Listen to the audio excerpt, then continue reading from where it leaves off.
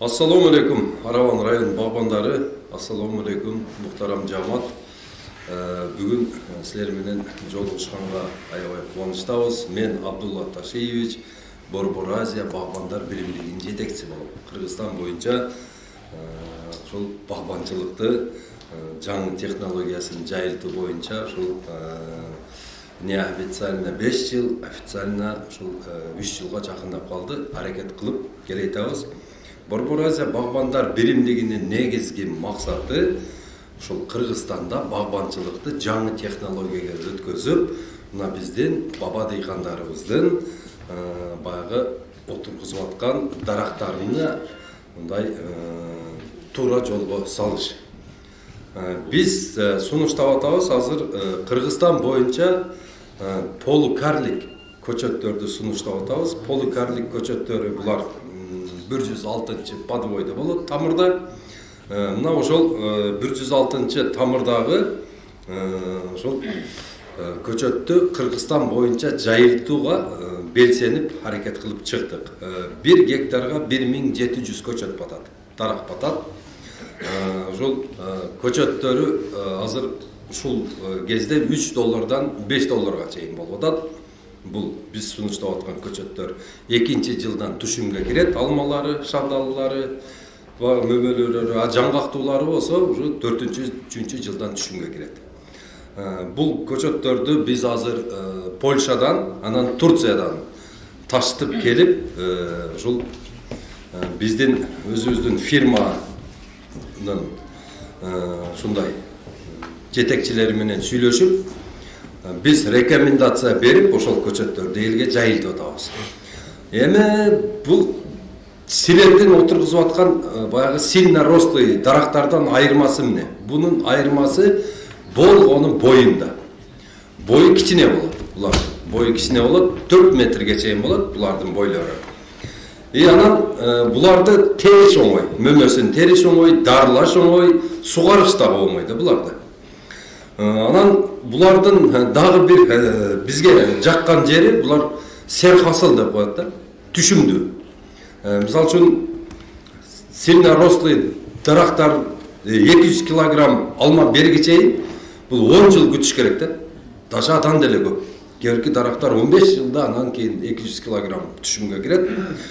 Бул биз сунуштап аткан дарактар уже күчүнө уже 6-7 жылы аябай күчүнө кирет экен да, булар 40 килограммдан жогору түшүм берип баштайт экен. Өзүбүздүн мына ушул эмеде практикада көрдүк, полукарлик көчөттөр 60 килограмм мына ушул 5-нчи жылы кылып берип атат да, 60 килограмм. Бул не предел экен. 120 килограммга чейин бергендери бар экен. Мына Үчкоргондо детдомдун директору бар экен, ошо Үчкоргондун директору бар экен, ошо аял киши экен. Ошол эженин үйүндө 4 түп жерамини деген алмасы бар экен. Ар бири бул практикадагы да, ар бири 4 банандын коробкасында алма берет экен да. Же 5. Ушундай серхасыл болот экен да. Эми туугандарым, бул көчөттөрдүн мына биз ойлойбуз да, биздин өзүбүздүн алмалар калып кетет го, булардын баардыгы ушуларды жаңыларды отургузсак биз эски алмаларыбыз каяка кетет деп. Туугандар, дүйнө жүзү боюнча Джонатан деген алманы миллиондогон питомниктер жасап сатып атат да. Превосходду дагы ошондой эле. Стар Кримсонду деле ошондой эле. Аябай көп да бул. Дүйнө жүзүндө таркалган алмаларды биз деле ошолорду отургузуп атабыз. Бирок эми азыр базар ушундай сурап атат экен. Базарга самые продаваемые яблоки в мире это Red Chief, Golden Delicious и Granny Smith. Анан кийин жазгы алмалардан болсо Эрли Женева, анан Галамас деген алманы отургузуп атышат. Галамас алмасы Араван жөлкөмүндө ошо июндун 15-inde пышып берет экен. Как раз эч жерде алма жок малда. Анан пышып берет экен. Анан бунун дагы жакшы нерсеси, жакшы жагы бул кышка дагы сакталат экен да. Кышка тура берет экен. Беймарал, узак тура берет экен да. Дагы бир жакшы жагы. Биздин бак алмаларыбыз бир аптада эле уже же нарага же берака болот да. Кышка сактай албайсың. Бунун экономический жагы, риск Өтті, мысалы үшін, Эрлі Женева же Галамасты көп болып кетсе, базар неме olursa, холодильникке салып қояды екенбіздағы, как раз баяғы уже жаңы жыл майрамдарына уже апрельге чейин беймарал тұрып береді екен да. Мына азыр өзіңіздер көріп отырсыздар, күзіндесі араң 20 сомдан сатқан алманы азыр базарда болса 60 сом сатып жатады да. 3 есе бәрі неме көбейіп кетті да. Эми туғандар, бұл жерде bir de алманы қарап тұрыш тура емес да. Тура емес. Алманың логистикасы бар. Білесіздер, аны сақташ керек, аны қайрадан жууш керек, қайрадан дағы құрғатыш керек. Көп та бұның мировой стандартқа жеткірем десең, бұның бағы емелері, сұрау талаптары аябай көп та. Ошол эле кезде біз ерте бұша тұрған гилас, өрік, шабдалы, слива, ошол ерте бушар алма, ошолорго көңүл бөлүшүбүз керек. Эгерде биз ошол ерте бушарларды биз өзүбүз жеткирип алабыз, өзүбүз ушундай өзүбүздүн мамлекетти камсыз кылып ала турган болсок деле, бизге кыйла базарыбыз жакшы болот. Мына кээ ушундай багбандар бар. Булар рынокты изучать этип бүткөн дагы биз кечке күз ошо кыш болуп кеткиче бакта жүрө беребиз. Олардың дыйканчылыгы ушу майдын акырында бүтөт болду. Майдын акырында олар акчаны чөнтөккө салып, жердин астына иштеп аткан болот. Биз болсо күзгө чейин жүрө беребиз да, качан неме болот деп. Анан дагы бир позициябыз бар. Мына ошол кошуну мамлекеттерге алдырып койгон бул жүзүмчүлүк. Жүзүмчүлүк бизде такыр каралбай калды да. Кыргызстан өзүн жүзүм менен даже 3%га камсыз кыла албай жатат да. 3%га. Бизден чөлкөмдө мурда жүзүм аябай көп болчу эле. Жалабат жүзүм эле, мынау өзгө жүзүм эле, мынау кара суу жүзүм эле, арабан бардык жерде лейек бар жок жүзүм эле. Ошол таяр коюп берген баягы стойкаларды дагы, зымдарды дагы бардыгын чагып, неме кылып, арматураларын чыгарып, темирге өткөзүп, бетонун болсо ыпыратып, жок кылып, мындай кылып отуруп калдык да эми. Эми кайрадан ошону возрождение кылыш керек. Жүзүмчүлүккө көңүл бөлө турган мезгил келди деп. Азыр кайсы бир кишинин жүзүмү болбосун, сорту кандай болобу, ачык болобу, ширин болобу, сөзсүз сатылып атат да. Себеби дегенде жүзүм бизде өтө аз. Башка жактан келген жүзүмдөрдү, мынау Тажикстандан келген жүзүмдү Кытайлар колго алган, ошол жерге барып. Баягыларды жүзүмдү терет дагы коробкага салып, баягы бетинде салафаны бар го, ошону трубочка кылып туруп, мына пылесоска окшогон трубасы бар, ошону да киргизет дагы, буяктан анан кийин баягы дару үйлөп коет да. Дару үйлөп коет, бул дару өтө зыян да. Onu kança жуусаң дагы кетпейт да. Бул процентный остаточность деп коет, ол калат. Ошол жүзүмдү жеп атабыз, ал келип эле биздин боорубузга, бөйрөгүбүзгө, биздин жүрөгүбүзгө, көзгө, бутка бардык организмибизге таасир берип атат да. Биз аны түшүнбөй атабыз. Мына эгерде бир лаборатория коюп туруп, Өзбекстан менен мына Тажикстандан Кытайдан келип аткан товарларды текшере турган болсо, буларды жеш эмес, даже булардын жанында турганы опасный да. Биз аны түшүнбөй атабыз. Себеби дегенде бул бизге түз эле контрабанда жолу менен кирип келип атат да. Ушул азык оокаттар. Келип атат да, биздин базарга кирип атат. Аны бизде лаборатория жок экен, билбейт экенбиз. Ону мисалы үчүн ол түсүнөн көрүнбөйт экен, окшош эле анар, окшош эле алма, окшош эле жүзүм алып жей беребиз. Бирок мына ушул учурда Индия менен Пакистанда больницаларда Орта Азиядан барган элдер өтө көп экен да. Боорун алмаштырамын, бөйрөгүмө операция кыламын, жүрөгүмө стенд койдурамын, жаллам ушул бизден баргандар экен. Алар айтып атат экен. Силер жакта бир нерсе болуп атат деп. Карагыла. Бир нерсе болуп атат. Бир нерсе болуп атканын уже биз көрүп эле турабыз да. Мына жеген ичкенибизден оруп атабыз. Химиялык ушул дарылоо менен ушул ахуалга келдик да. Химиялык дарылоо. Bizi bazarlarda bir kontrol kılmaya koydu da. Biz yetiştirip bir yıl kütken hasılımızı arzan bahalı sotib bizni qoplamay qolyapti-da.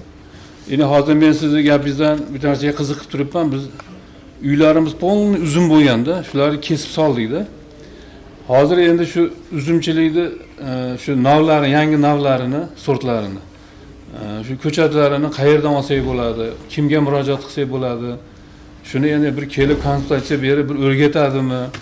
Shu uzumchilikni hozir gapingizdan rosa qiziqib o'tiribman-da men. Bizda mumkinchilik ko'p-da uzumga.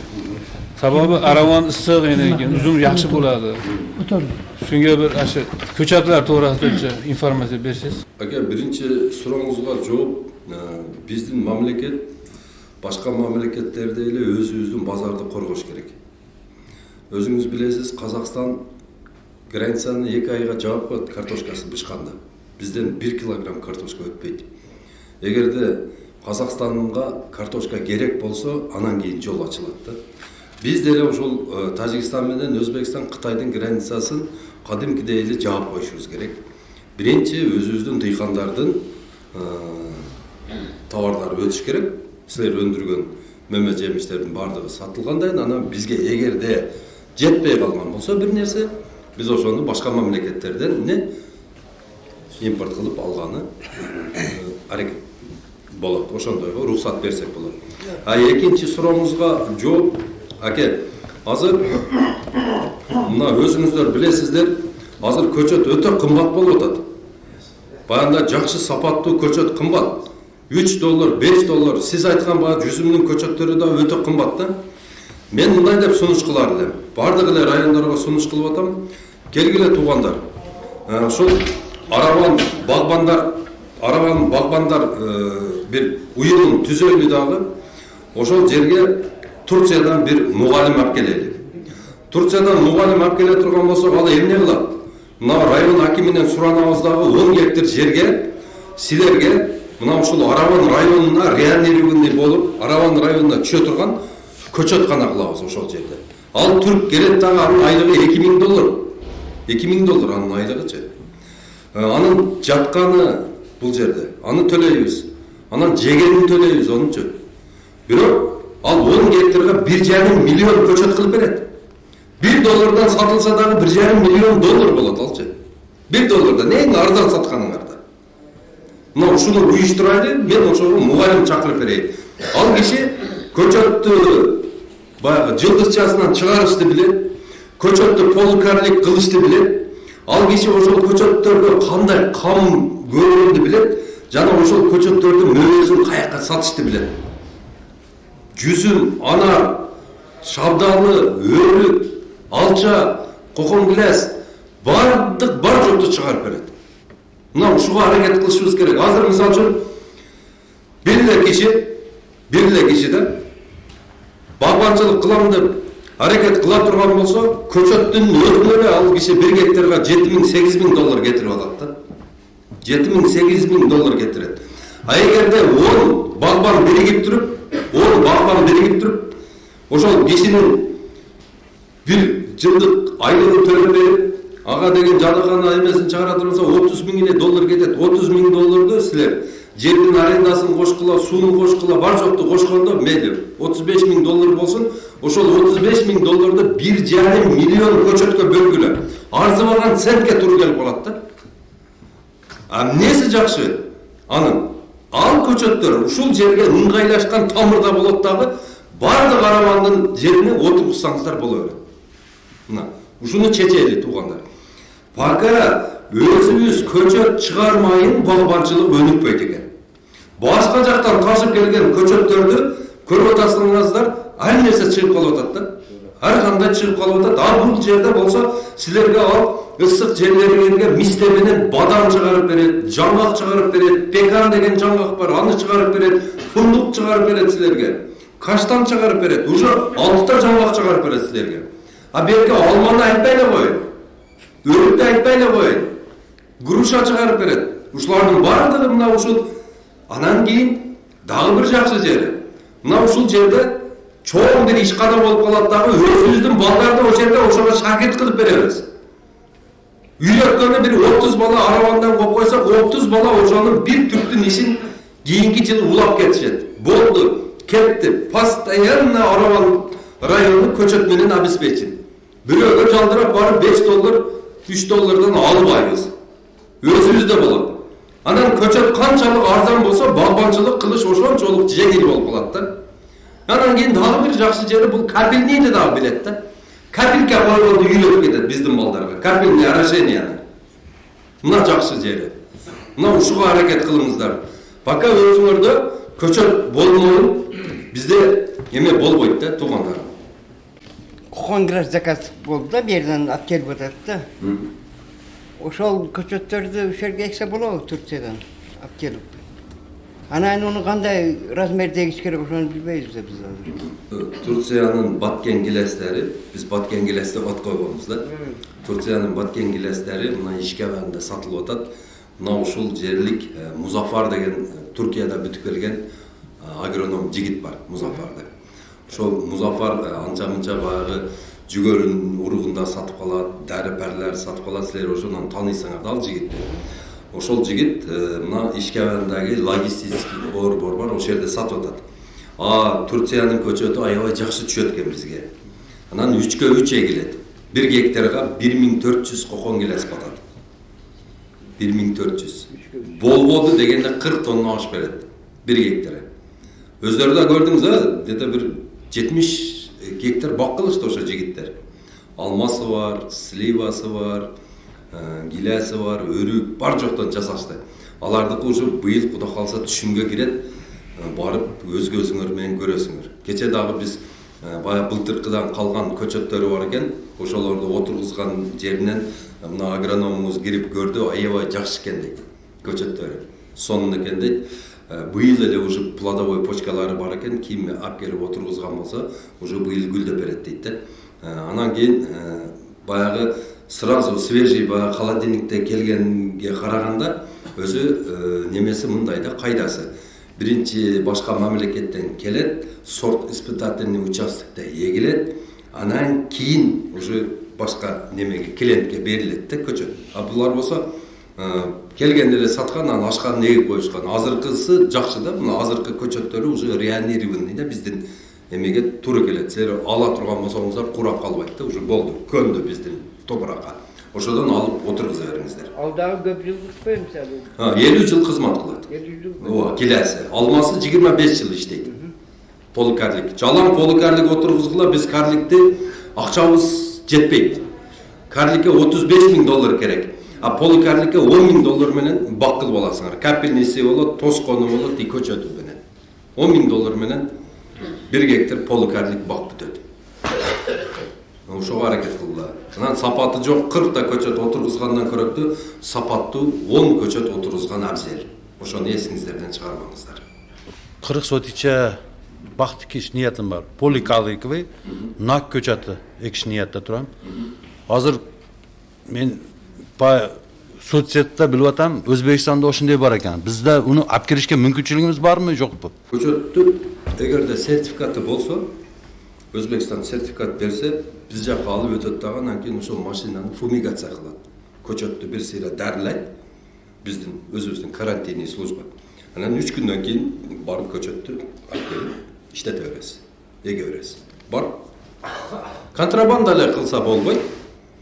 Так болот. Мына азыр Араванда бир жерде балдар айтат, козопаядай кылып туруп, где-то бир камында бир 300,000 көчөттү жыйнап коюптур.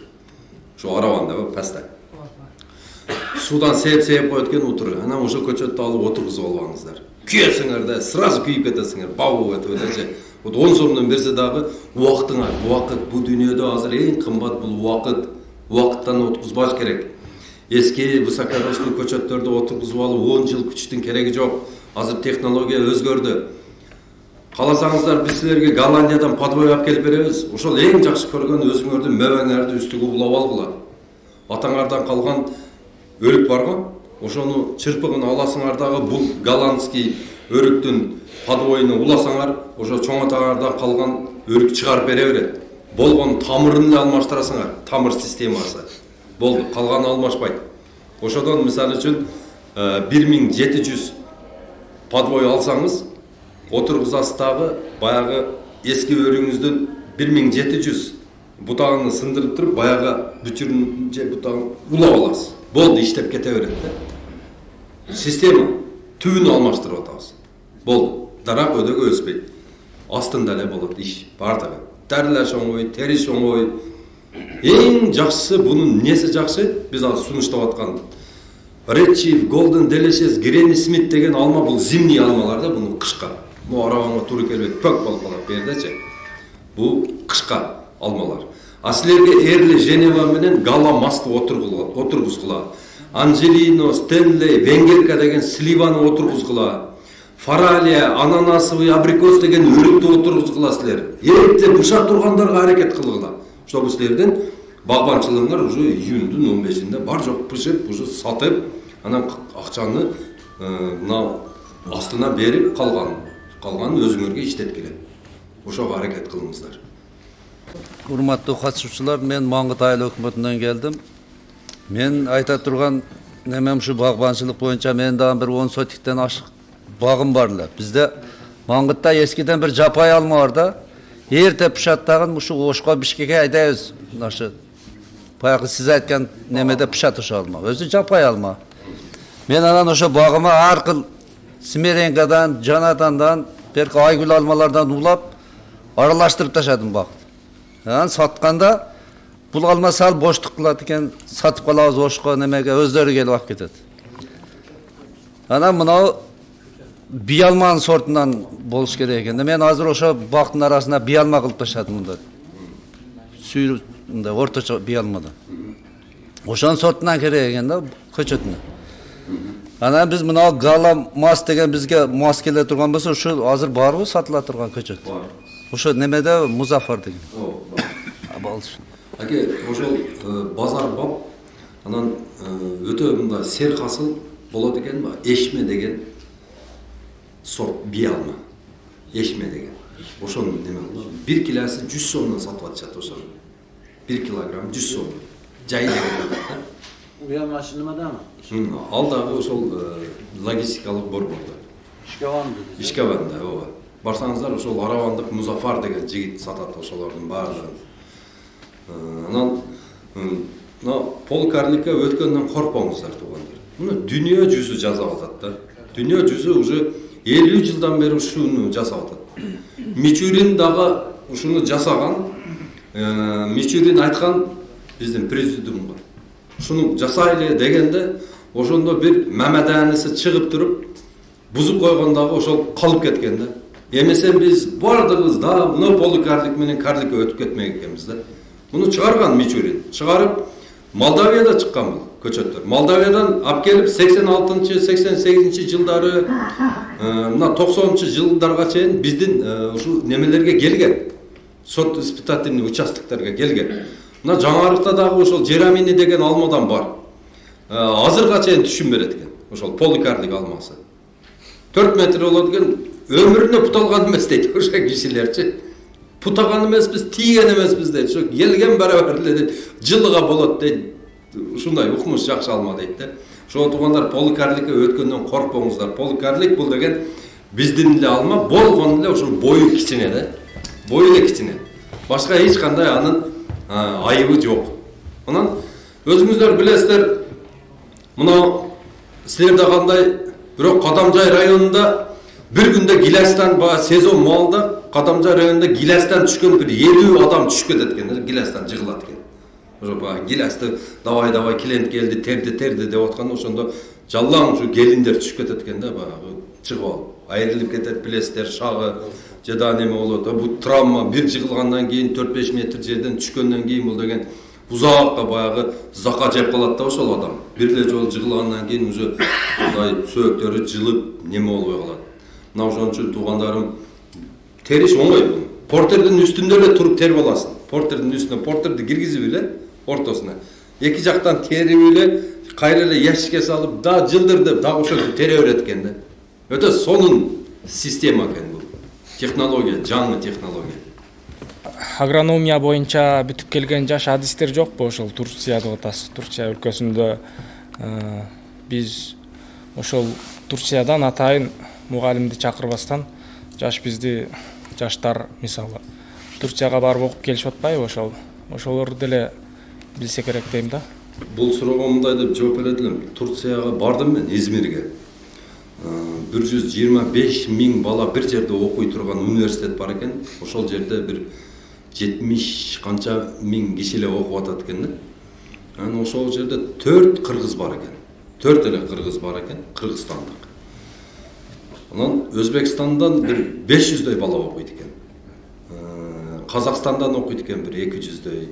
Түркмения, анан Тажикстан, Алжир, Сомали бар жоктон келет экен. Бирок бизден балдар аз барат экен, эмнегедир? Агрономияга кызыгуу жок да бизде. Анан мен айтар элем, эгерде ким быйылбы, былтырыбы, одон мурунку жылыбы, одон мурунку жашы 50-ге чыгып калса деле боло берет, Измирге окууга жөнөтө алам мен. $5000 менен 5 жылга окуп келет. Акчаны пай этапына төлөйт, жылыга төлөйт. Анан 5 жылдан кийин ал киши келсе, эгерде биз Түркиядан киши чакырабыз деп атабыз го, ошол кишини алмаштырып бере алат да бизге. 5 жыл окугандан кийин. Ол биоинженер болуп келет. Биоинженерия бул деген бардык көчөттөрдү жасоо боюнча, бардык көчөттөрдү неме кылуу боюнча өтө чоң бир мындай адис болуп келет. Эним сиз эгерде неме алсаңыз, сизди окууга жөнөтө эле. Кандай дейсиз? Эгерде барсаңыз, биз сизди ошол окууга жөнөтүп, сиз барып окуп келсеңиз, биз мындай башка бир мамлекеттин адистерине муктаж болбойт элек да. Жакынкы учурларда жүктөлгөн адистер жокпу? Жакынкы учурларда ошол жок болуп атат да. Мына силердин целый Араван районунда канча жители бар? Кеминде эле бир 150 000 болсоңуздар керек э? 135 000ге бир Музафар бар да, бүтүп келген. Бир Музафардын иши чачынан көп да, вообще бу даже убактысы жок да биз менен сүйлөшкөн. Телефон да албайт. Себебинен анын жумушу аябай көп. Мына азыркы самый высокооплачиваемый ушул Араван районундагы агрономдордун бири ушул Музафар. Музафардын айлыгы бир 100 000 тегерегинде да. Музафарды бул жерге Руарга ол 4 000 айлык менен эч келе албайсың, келбейт Руарга. 4 000 айлыга эч качан иштебейт да. Мына ошон үчүн жаштар барып окуп келгиле, окуп, үйрөнүп келгиле деп атабыз. Балдарды жөнөткүлө. Азыр мындан бияка барып туруп, мына агрономия ушунчалык эмеге чыгат да, пикке. Азыр юристтер кыйын болуп атпайбы? Азыр бизде юристтер да бир мындай убагы келейин деп калды. Мына агрономдор өтө кырына чыга турган мезгил келип калды. Мына ошон үчүн балдарды агрономияга окуткула. Быйыл Куда кааласа ошол немеде Скрябинада, Бишкекте. Скрябинада плодовочной факультет ачылып атат. Плодовочной. Именно көчөтчүлүк боюнча, ошол мөмөлүү дарактар боюнча факультет ачылып атат. Ошол факультетке баарыңыздарды окууга чакырабыз. Заочный болсо да тапшырып, ошол жерден билим алыңыздар туугандар. Кече түндөсү бир немеден Туркиядан бир бизнесмен немеге чыкты. Ошол Измирге барганда контакттарым калган экен, кыргызстандык деп анан мага чыгыптыр. Ал киши ошол эме боюнча завод курайлы дейт, бияка органический. Мына азыр биз жеген ичкенибиздин баардыгы химия болгондугу үчүн алар да билип атат. Алардын заводу азыр уже Казакстанда турат экен. Казакстанда ийгиликтүү иштеп атыптыр. Ошону азыр ушул немеге Кыргызстанга бир завод курайлы, ушундай органикалык жер семирткич боюнча дедим. Мен ошол кишиге айттым. Бизде дедим ушундай муктаждык болуп атат. Биздин ошол агрономдордун классификациясын жогорулатыш керек болуп атат. Ушуга кандай карайсыз десе, биз бияктан азыр карайлы. Эгерде мүмкүнчүлүк болуп кала турган болсо, 3 айлык курстарга силерден агроном алайлы деди. Именно, мисалы үчүн сизде агроном дипломуңуз бар, бирок сиз ушул плодовочнойду түшүнгөнү баргыңыз келе турган болсо, 3 айда сиз барасыз, эмнени үйрөнөсүз. Эң биринчи сиз жылдыз ажыратышты үйрөнөсүз дагы. Сиз ошол жерден мына биз түрк тап келип иштетебиз деп атабыз го. Сиз ошонун ордунун өзүңүз келип баса аласыз да 3 айдан кийин. Бул полукарник көчөттү сиз кадимкидей бир жерде эмесинде жасап каласыз. Сиз жасаганда эмне? Азыр сиз только семечковый жасайсыз да? Семечковый. Алма, биалма и алмурут. Ошо үчөөнү жасай аласыз. Калганын болсо биз ошо Голландиядан сүйлөшүп атабыз, арзан. Голландский подвой сүйлөшүп атабыз. Ол бардык түр подвой болот. Биз ошол подвойду сизге алып келип беребиз. Сиз уже ошону бул жакта пребывать эткенди үйрөнүп келесиз. Сиздин бул биякта шакирттериңиз болот, аларга үйрөтөсүз. Мындай кыл деп бир бригада кылып алып эле күнүнө мисалы үчүн 10 адам болсо 10 миңден улап турсаңар, 20 күндө улап бересиңер. Улап ошону теплицага откузуп, уже 200 миң өзүбүздүн көчөт болот да. Анын себестоимости мисалы үчүн ал берге келге чейин где-то 55 евро центке түшөт. Где-то бир 56-57 сом бу ошондой где-то 60 сом деп коелу. Ушундайга түшөт. Улап тияк бияк немеге где-то бир 65-70тин атырабында бүтөт да. Именно ошо голландский подвойдо мына өзүбүздүн мына акем айтып атат го, бизде ошо жапай алма бар, базары жакшы деп атат да. Бул жерде смекалканы иштетиш керек дагы. Голландияда подвойду алып келип, сиздин прибоюңуз ошого улап туруп, 100 миң деп, 200 миң деп көчөт чыгарып туруп, ошол алманы жандандырып туруп, бир 2 жылда эле уже баягылар уже кийинки жылы түшүмгө кирип баштай турган көчөт болуп калат да. Анан ошону элге таркатып туруп, базарды беришибиз керек. Азыр бизде мисалы үчүн келип атат, Москвадан келип атат, бизге Сибирден келип атат, бизге толтура покупатель келип атат. Биз бере турган малыбыз жок да ошолорго. Бирден сураганда, Петрочка деген магазин хозяйны келди, Ошко келди, кече чогулуш өткөзүп ондоймун алып, балдар неме алды. Мен магазиниме эң эле немеде 5000 тонна керек экен. Бир позицияда. Же слива, же бадам, же өрүк, же алма, бир позицияда 5000 тонна керек экен. 5000 тонна мен билбейм, Кыргызстан боюнча жей албайбыз да биз туруп. Биздики болсо эмне болду? Полный разбросанный да немелерибиз, сортторубуз. Жерлерибиз дагы разбросанный. Анан кийин ошону бирдиктүү бир мындай кластер кылып туруп, ошону Аралан районуна Кокон Гилеске отургуласыздар. Плотно эле, Кокон Гилеске. Кокон Гилес, ысык жерлериңерге болсо, бадам, мисте, жамбак ошолорду отургуздула. Бирлери сурап келгенде 5000 тонна сурап атат, биз ону кандай чыгарып беребиз? Эгерде бизде өзүбүздө көчөт көп боло турган болсо, көчөт арзан боло турган болсо, биз ошону чыгарып берет элек. Анан сортторуна конкретно чектеп коюш керек да. Болду. Мынаны отургузабыз, адам башкасын киргизбейбиз. Франция деген мамлекет бар. Францияда стар керепсон менен эле голдун делешес экен алмасы. Башка алма киргизбейт экен. Отургузган. Көчөт киргизбейт экен.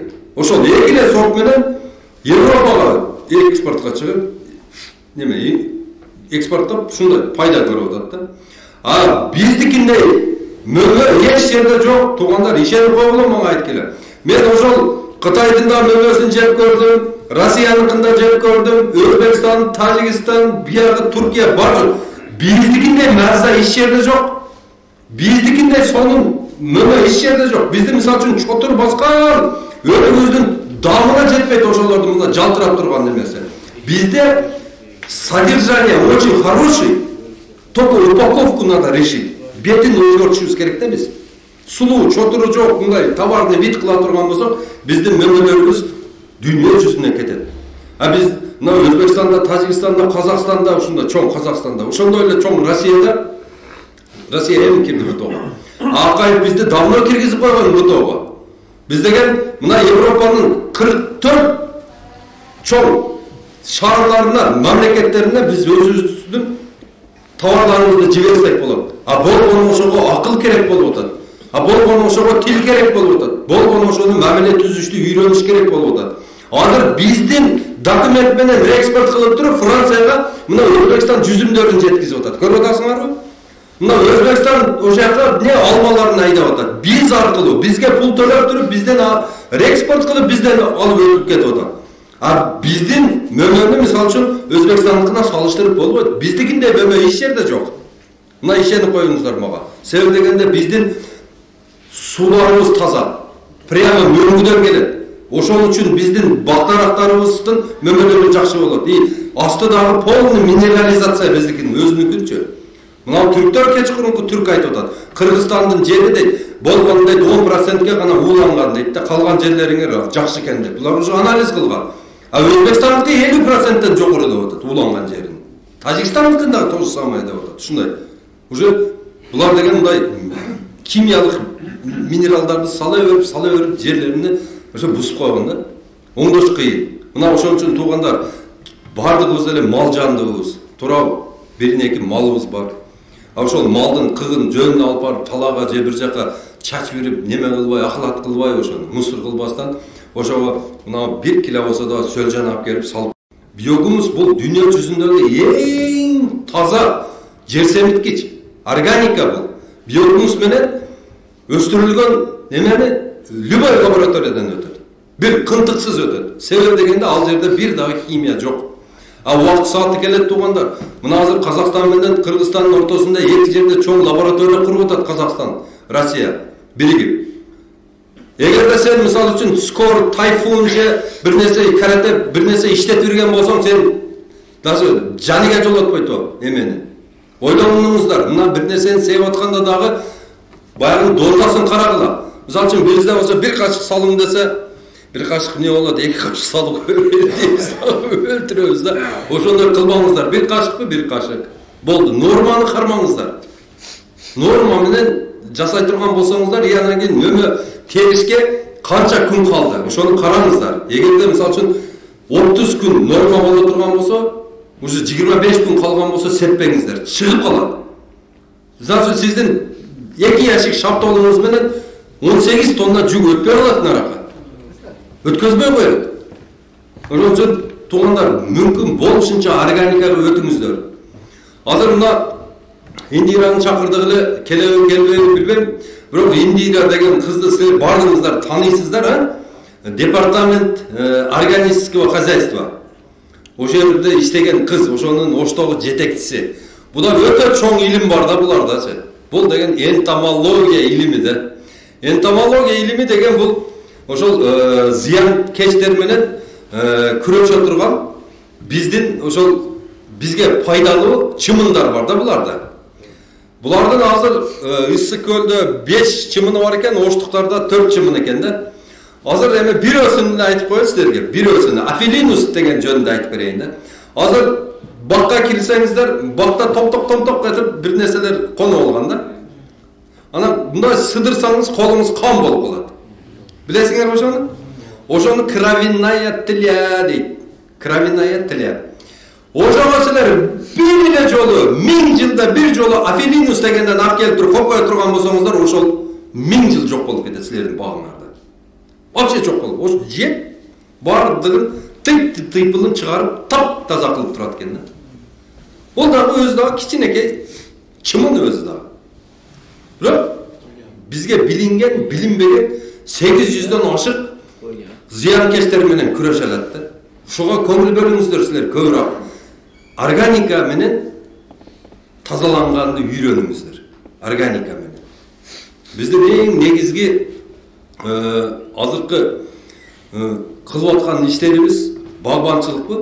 Багбанчылыктын дагы өзүнүн илими бар. Ошону аз-аздан болсо дагы окуп, күнүгө кичинеден литература алып окуп, ошону мындай усовершенствовать этишиңер керек да, өзүңөрдүн зданияңарды, билгениңерди, билимиңерди ашырышыңар керек.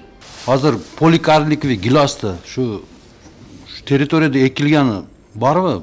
Практикада экилгени барбы? Ошо боюнча маалымат барбы? Өң саса болобу, болбойбу? Аке, тегиле өзү кыыкты огородко жолотуп болбойт да. 50 килограмм кык менен кошо 100 канча миң отоо чөптүн уруктары барат. Бул биринчи позицияда. Анан кийин 1 килограммда канча миллион бактериялар барат да. Бизге керексиз. Анан канча дагы неме курт барат экен ичинде. Анан сиз айткан багы кокон гүластын курап калып атат го, көң салып беребиз, курап калат. Эшек курт деп коет го, ак курт. Ошол гиластын тамырын жеп коет экен.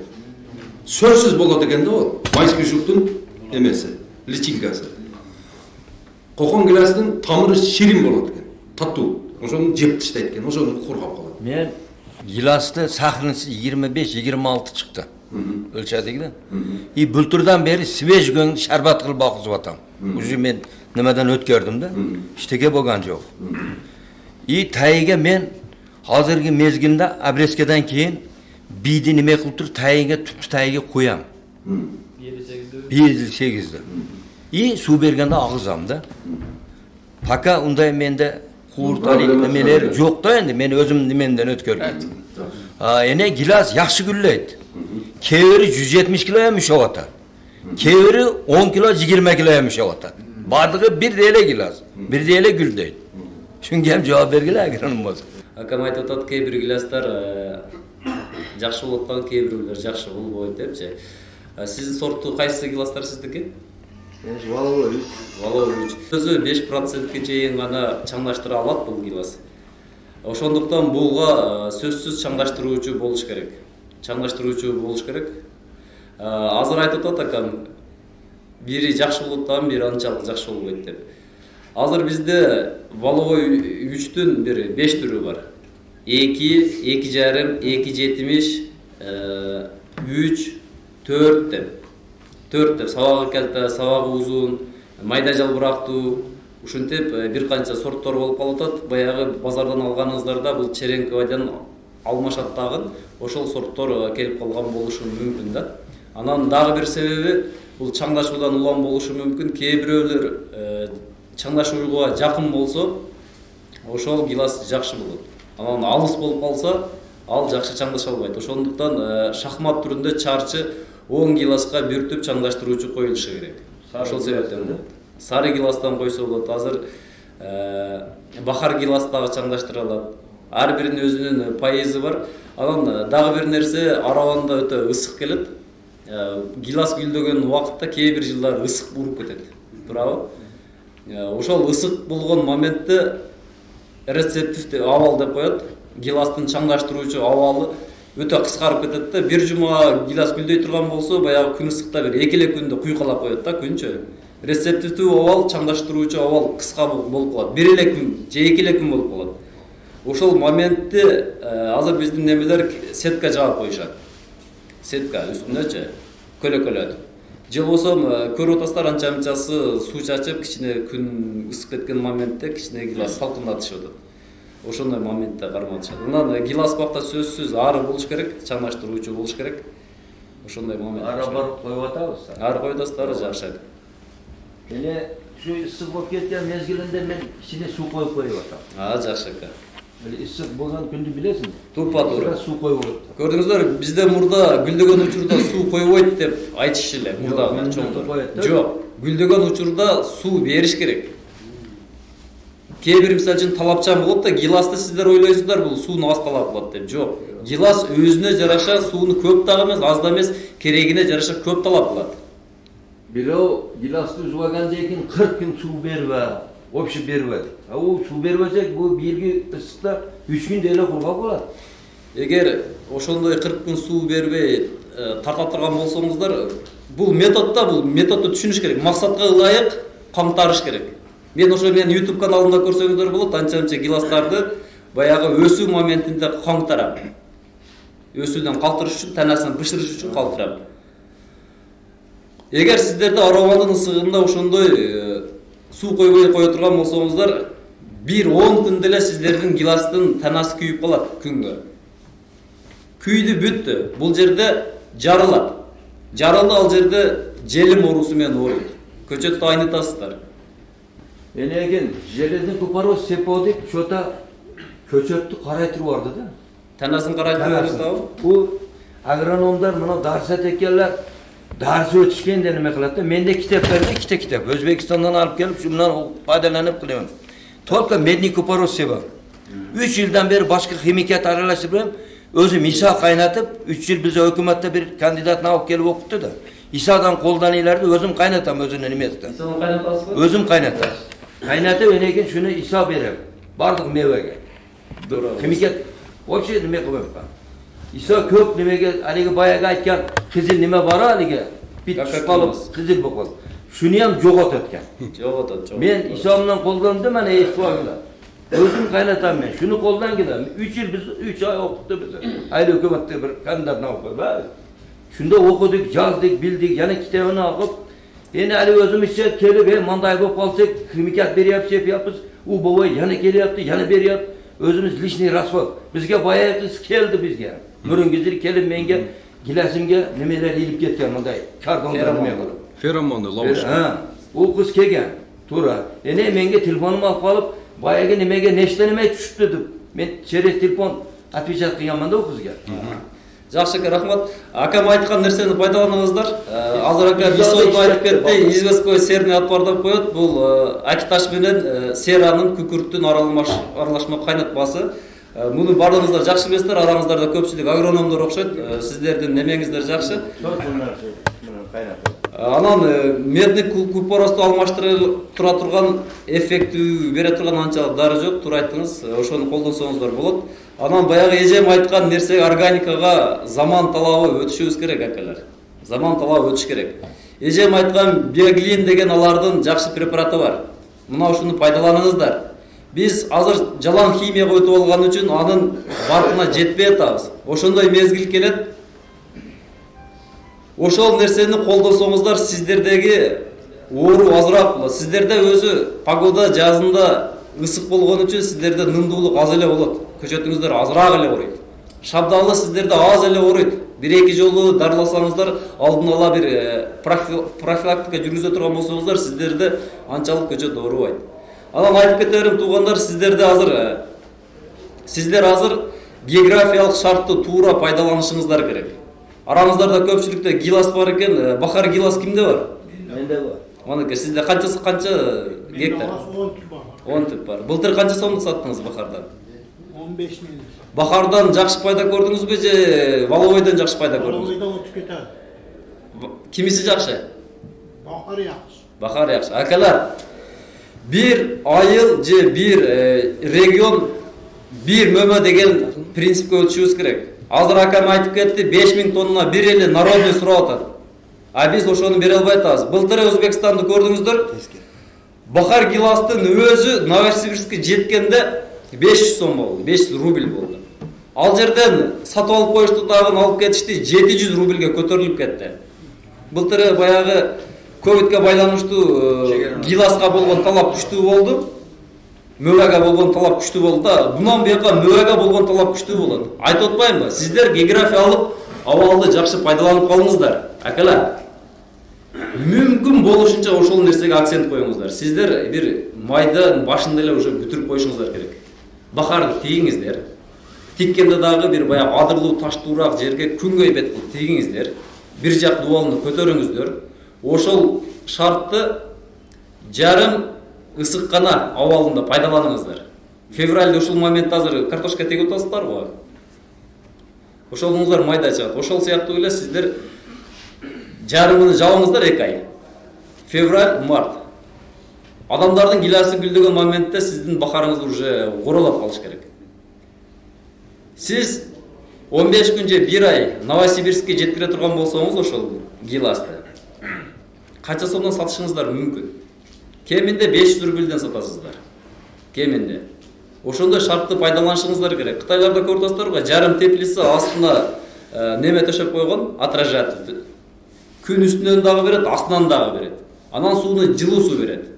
Үстүн жарым жаап койгон. Бул ичине от жагылбайт. Ошондой. Азыр мисалы үчүн сиздерде азыр теплицада өстүрүп атасыздар да лимондорду. Лимон дагы жакшы болуп атат. Ошол ысыкка шартталган көчөт багганчылыкка өтүшүңүздөр керек. Yilda yara tushib ketyapti.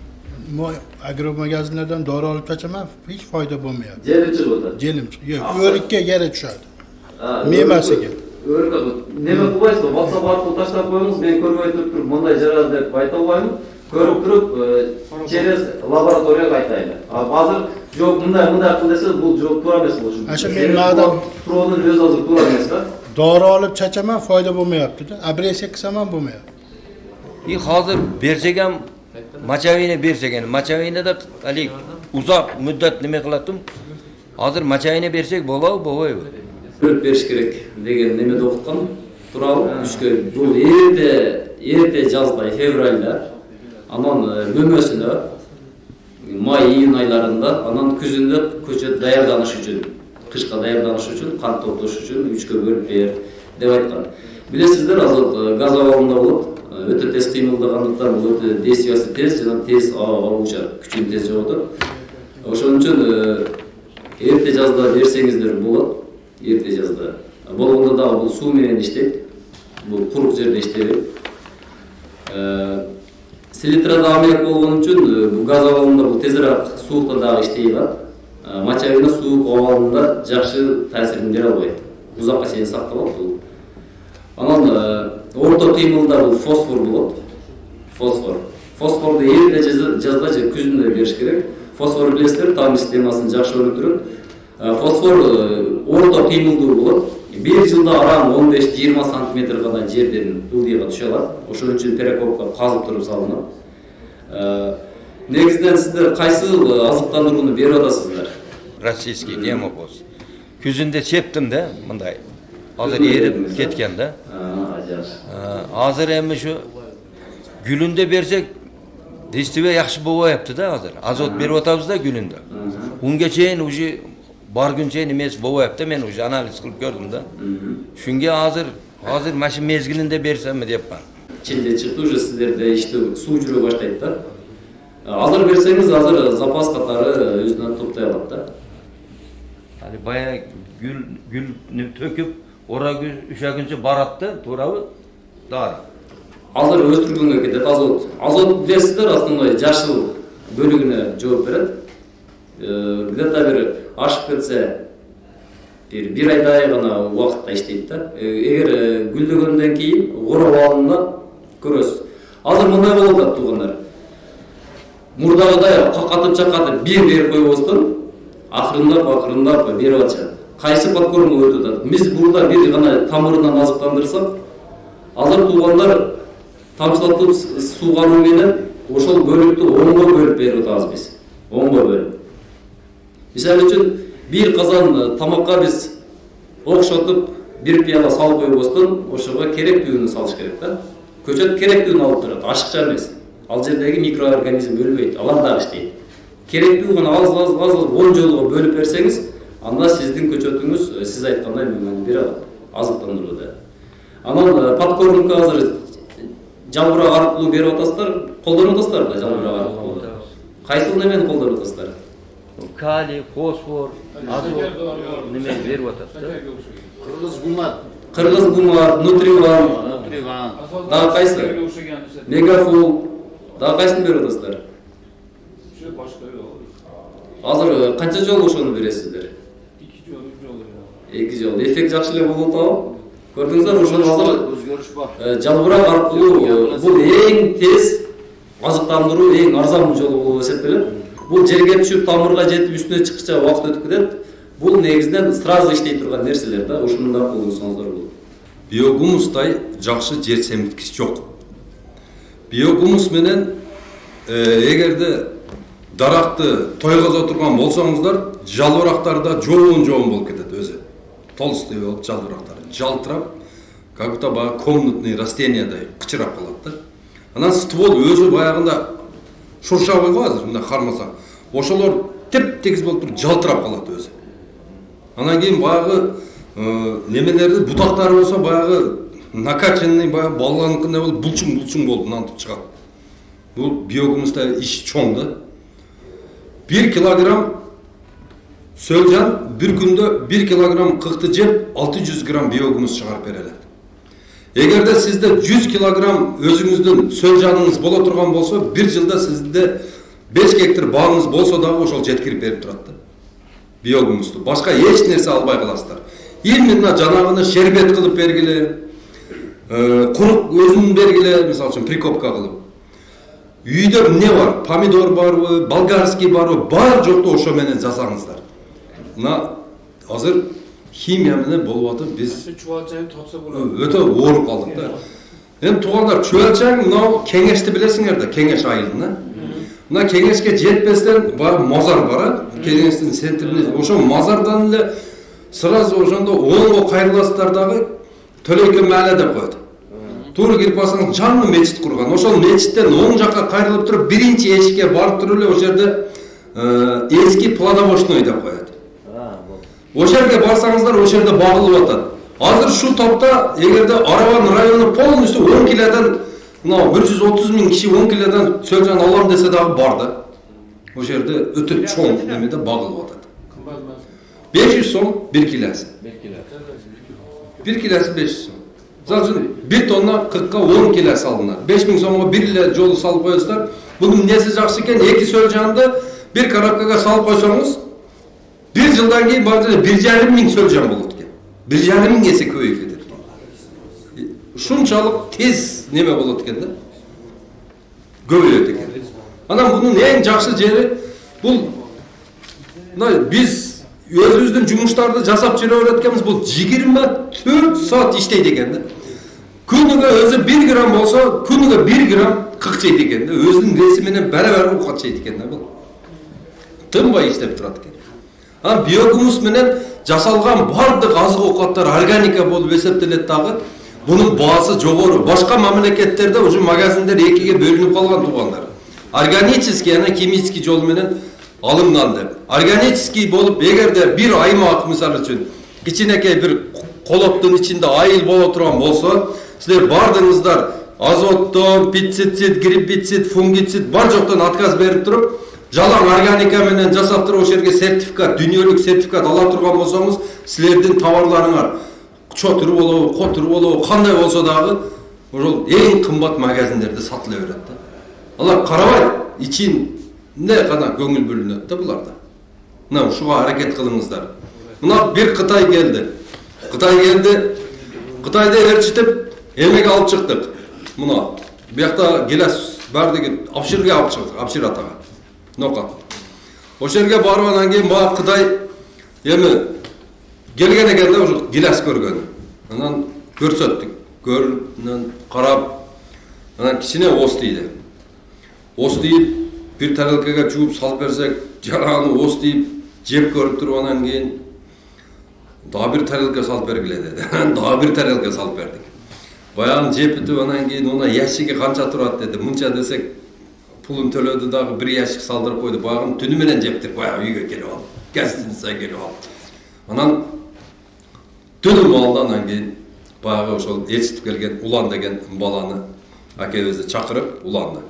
Улан, мына атам менен прямой видео чатта сүйлөш дептир. Анан сүйлөшүптүр.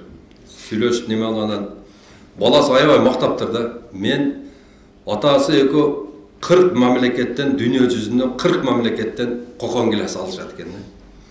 Биздин кокон гилеске ушундай баа бериптир да, вкусовой немеси боюнча. Анан кийин айтты да, силердин кокон гилесиңерди биз апарып 10 юан жогору коюп сатабыз деди. Мисалы үчүн башка тияктан Украина, Алжир, баягы Италия, Испания ошол жактан алып келет экен да. Кокон гилести экспорт, импорт кылышып. Силердике деди, ошо 10 юан кымбат сатылат деди, горный черешня деп сатабыз деди. Анан договорду кылды, неме кылды, анан кийин биз баягы немедеги уна Жалал Абадтагы баягы мэри деген ишкана бар го баягы, консерва чыгарган. Ошол жерге апарып тааныштырып, ошо неме кылып, эме алсак анан Кытай бизге чалбай калды, жок болуп кетти. Bir gün эле карасам, Ораманга немени ишкананы алып келип куруп коюштур олар баягы киши экөө сүйлөшүп баягы, түрк киши экөө. Эме кылып анан майли болуптур, ийгилик болсун, иштей ошо Кытайды биз алып келгенбиз. Мына Аравандагы баягы сортировочныйда. Бұрын келе алды. Кудайым буюрса, олар ошолор касалдык болуп келбеди, мына ушул жылы келет Кудай кааласа. Кокон гилесиңер быйылкыдан дагы жогору кетет Кудай кааласа. Ошон үчүн туугандар гилести чакырышып баккыла. Мына азыркы гилес эртеге келет го. Мына Индириядан сүйлөшкөлө дагы ушул гилестин вишневая муха деген касалы бар. Билесиңер, ичинде курттар жүрөт. Ошо вишневая мухада Индирияда габрабракан деген немеси бар. Чымыны бар. Ошону койсоңуздар, баягы гилестин мында түйгөн жери бар го. Ошол жерге коюп коет да бул тукумду. Анан кийин өскөн барабар ичине кирип кетип калат. Анан ошол чекесине койгон маалда габрабракан жөрмөлөп келет да баягыны кармап жеп таштайт. Жок болуп калат. Вишневой муханын личинкасы кире албай калат демеге. Анан ошодон Кытай ошон үчүн албай атат да Кытай жакшы. Вишневая муханы жок кылгыла деп атат. Вишневая муха менен булар уже давно күрөшүп жок кылып берген өздөрүнүн. Бизде толтура. Мына ошон үчүн энтомофагтарды пайдалангыла дагы ошону менен күрөшкүлө. Азыр Индиранын дагы өзү дагы келип калат, өзү дагы кеңири айтып берет да. Ошого аракет кылыңыздар. Органический жол менен дарылап, астына биогумус, үстүн энтомофаг менен таптаза кылып турсаңыздар, экспортко да жакшы келет. Кытайдын лабораториялары укмуш иштейт. О биздикинде эмес. Мындай неме кылып койсоң, кой бере бербейт да. Болду ошол жерде мисалы үчүн бир нерсе чыктыбы, бал эмнеге кирбейт? Бал Кытайга. Балдын Кытайга кирбегендин бирден бир себеби бул антибиотик. Антибиотикти баягы неменин ичи ооруганда, асалардын ичи ооруганда биздикилер антибиотик берип коет. А болбосо эмеден лабораториядан чыгып калып атат ол. Ртутный эме составы менен. Ошон үчүн ал жакка өтпөйт. Ошондой майдачуда эмелерибизди мына биздин окумуштуулар ушулар бизге чечип бериш керек да. Одан антибиотиктен башкача мындай жолдору бар, ошонун дарылоонун, ошону карашыбыз керек. Мартта азыр биз эми 1 гектар 2 гектар калып киргени кыйын да. Өзүңүз айтмакчы бир 10 көчөт алып көрсөк, ошону өстүрсөк, анан кийин бизде кызыгуу пайда болот да, негизинен. Азыр сиз айтпайсыз, 4 көчөтү бар экен, биз барып келдик, ушунчадан түшүн берет экен деп. Ошол бизден быйыл бир алып келип бир 10 түптөн эгишибиз керек да. Обязательно ошондой. Эми азыр сиз айтмакчы келтирмейден 20 түп алып, 30 түп алып экиче, ондан бир 4-5 өнеге койсок, сапаттуу бир неме көчөт экен. Анан буга сразу эле силер анан кийин ошондон алып туруп эле неме кылса биз ошондон уласак дагы болот экен. Жок, неме? Ошо карликовыйдан немесине бутагын кесип туруп уласак болот бергенде. Карликовыйды уласаңыз кайра высокорослый. Буну баардыгы иштин баардыгы тамырда. Тамырда. Тамырдын уругу болобу? Тамырдын уругу болбойт, тамырды лабораторияда жасайт. Маточник деп семечковыйларды жасаса болот, анан поликарлик кылып алса болот, семечковыйларды. Үчөөнү эле. А калган косточковыйлардын бардыгы лабораторияда жасалат. Көпүрөк кесе болмойду мен сотканыңызга? Иә. Көпүрөк. Жок, көчөттө немесин промещеде турат. Кудай көрүп насип этсе, ошол азыр голландский подвойго сүйлөшүп атабыз. Бир алып келгенде бир машинада 200 000 подвой келет. Ошо Ошко келгенде анан айтабыз, аласыңар ошодон. Алып подвой арзаныраак болду керек, подвой ошол 60 сомдон келет. Сом менен. Азыр көчөт канчадан сатат? Приблизительно 230 сомдон 300 сомго чейин көчөт. Кокон алма. Кокон гилас, алма, бадам, мисте бар жок бар. Барса ошо ишкабандан ала берет экенбиз, Ооба, ишкабандан. Ишеничтүү турецкий көчөттөр. Ооба. Эми туугандар, биз көчөт сатпайбыз, биз буну бекер реклама кылып беребиз. Ошол кимдин, эгерде силер мисалы үчүн араңарда бизнесмендер боло турган болсо, биз мисалы үчүн көрсөтөбүз. Турциядан алма теримдин көчөтүн алып кел, башкасын алба деп. Сизде каражат болсо барып ошону алып келсеңиз көчөттү. Биз сизге бекер реклама кылып бере алабыз. Бейпул. Чтобы бул жакшы көчөт жайылыш керек. Негизги максат бизге ошол. Менин суроом 2 жыл алдын ошондой сөз болуп бир кат келген да Айыл чарба департаменти. Şu grupa bolup jakınкы жайттарды, şu элге конуш жакын жерлерде şu баг uyuştursa болобу, силер сунушуйлар деген edi. Biz ошондой жазып бердик. Hakikaten туура айттыңыз. Эле бир шагал, какыраган шагал да, бир майды 10-15ге калып эле уже эфемер өсүмдүктөр куруп жок болот да. Эми ошонго агар мыйзамга сиз жакын бир сунуш кылсаңыз, эле болсо бир ушунга hareket kılıp ötküzseniz, şunu bak kılışka ruhsat berse yaxşı da hazır gükkünde buna cahitleri mizamı boyunca vapşe bu tak mümkün emez. Yine halde siz aytkende bak kılıp ötküzsek 5-6 yıl, 10 yıl mı misteye bu mesela badam yekseniz 5-10 yılda halde yerde yaprakları düşet 10 sotik 15 sotike 5-10 ta koyunu karmasa bolot, tagida çöp bolot, durabı.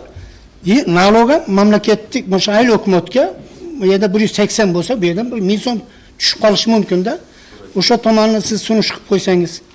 Hozir ушул тапта Кыргызстан боюнча 1 миллион 300 000 гектар жер бош жатат да. Жайыт болуп жазылып калган, бирок о жерге чөп чыкпайт. Мал бага албайсың. Акем айткандай таштап мындай ушундай жерлер, бирок мына ошол жерлерге суу чыгарса болуп болот да. Суу чыгарып туруп, ошол жерлерге баг отургузушубуз керек биз.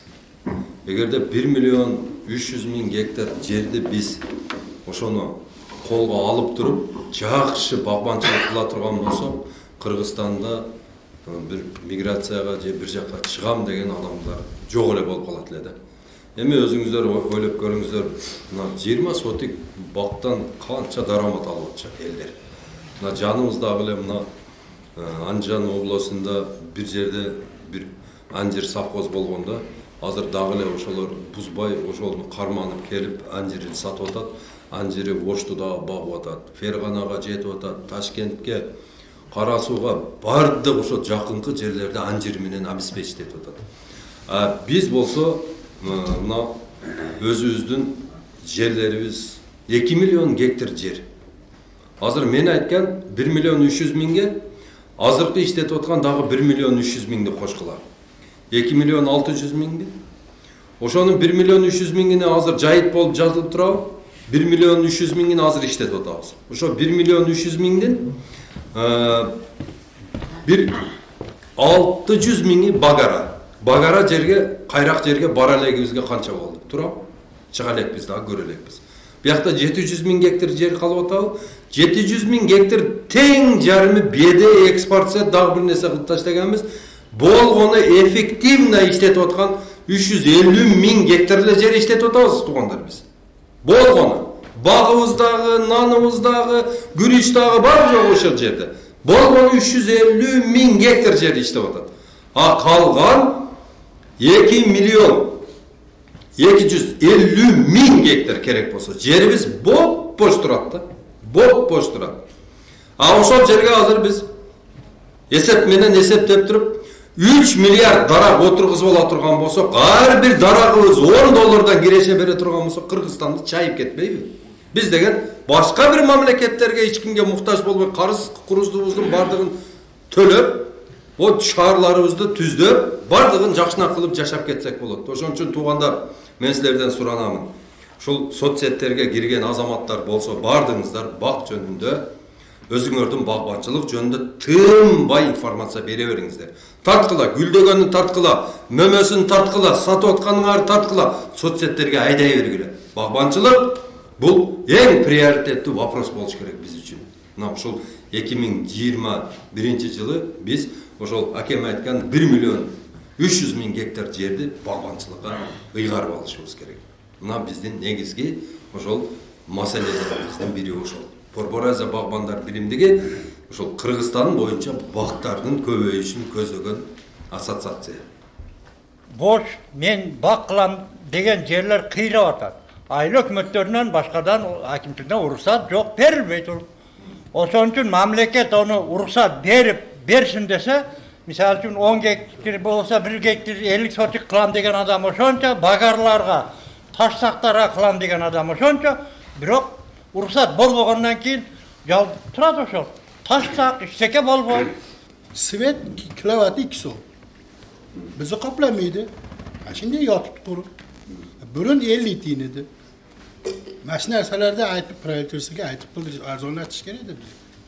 O'shanda yeringiz bo'lsa, ayol hukumatda dogovoringiz bor. Turadi? Naloy to'laysiz.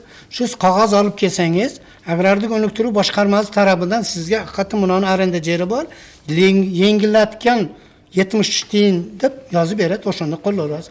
Ko'pchilik o'zi shunday. Çatkan boşatkan yerde durup bir yerde söz kılıp atasınlar, büren kızıp koyuyorsun.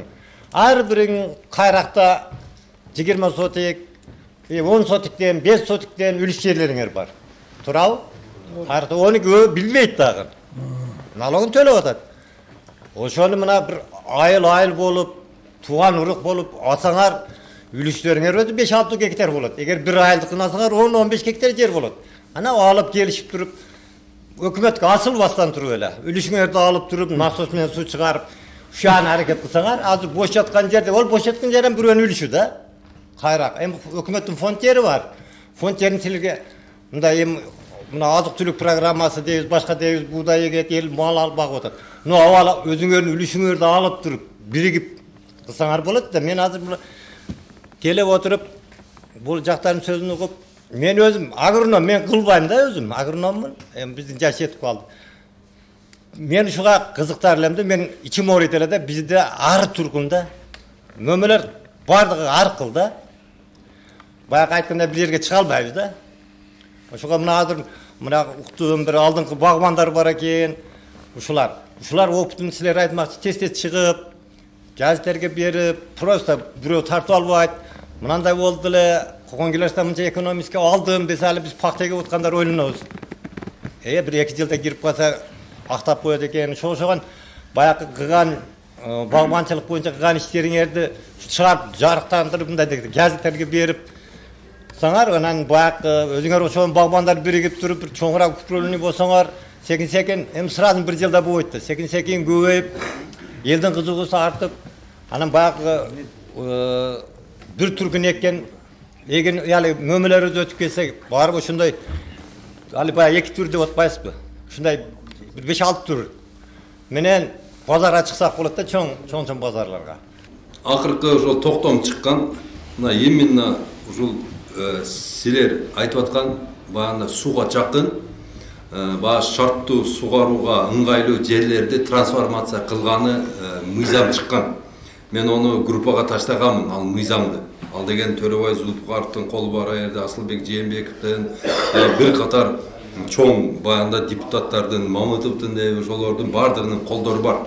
Алар бул мыйзам чыккан. Буну деген мына айыл өкмөткө келиптер, неме районго. Кече неменикин мына экөөбүз өз кулагыбызды менен уктук, Лейлектин аким айтты, келди деди. Кагаздары келди деди, эми мындан бияка ошолорду чечип беребиз деди. Кыргызстанда мыйзам бирдей эле иштейт. Бул жака да келген. Киргиле дагы ошону жамаатташып туруп, ошол жерге бак кылганы аракет кылыңыздар. Ошо мыйзам чыккан. Суу чыгаруу маселесин караштыргыла, буровой алып келиш керек. Мына өзүңөрдүн райондо сөзсүз түрдө жакшы бир буровой болуш керек. Буровой боло турган болсо, көптөгөн жерлерде суу каткылса болот. Бизде Кыргызстандын асты полный эле суу, көп жерде суу чыгат. Мисалы үчүн айрым эле жерлерде чыкпай калбаса, көпчүлүк жерде бизде суу чыгат. Мына ошол сууларды чыгарып туруп, багбанчылык кылсак болот. Мына мал багабыз дейбиз, бирок ошол эле багып аткан малыбызды калькуляцияга салып, эсептеп көрө турган болсок, бир кунажынды биз апарып туруп 30 миң, 40 миңге сатып атабыз, баягы кунажынын себестоимости керек болсо 50 миң болуп кеткен да. Кымбат да өзү. Себестоимость кымбат. Биз болсо багып атабыз. Мына ошон үчүн малды дагы кыскартуунун жолдорун караш керек.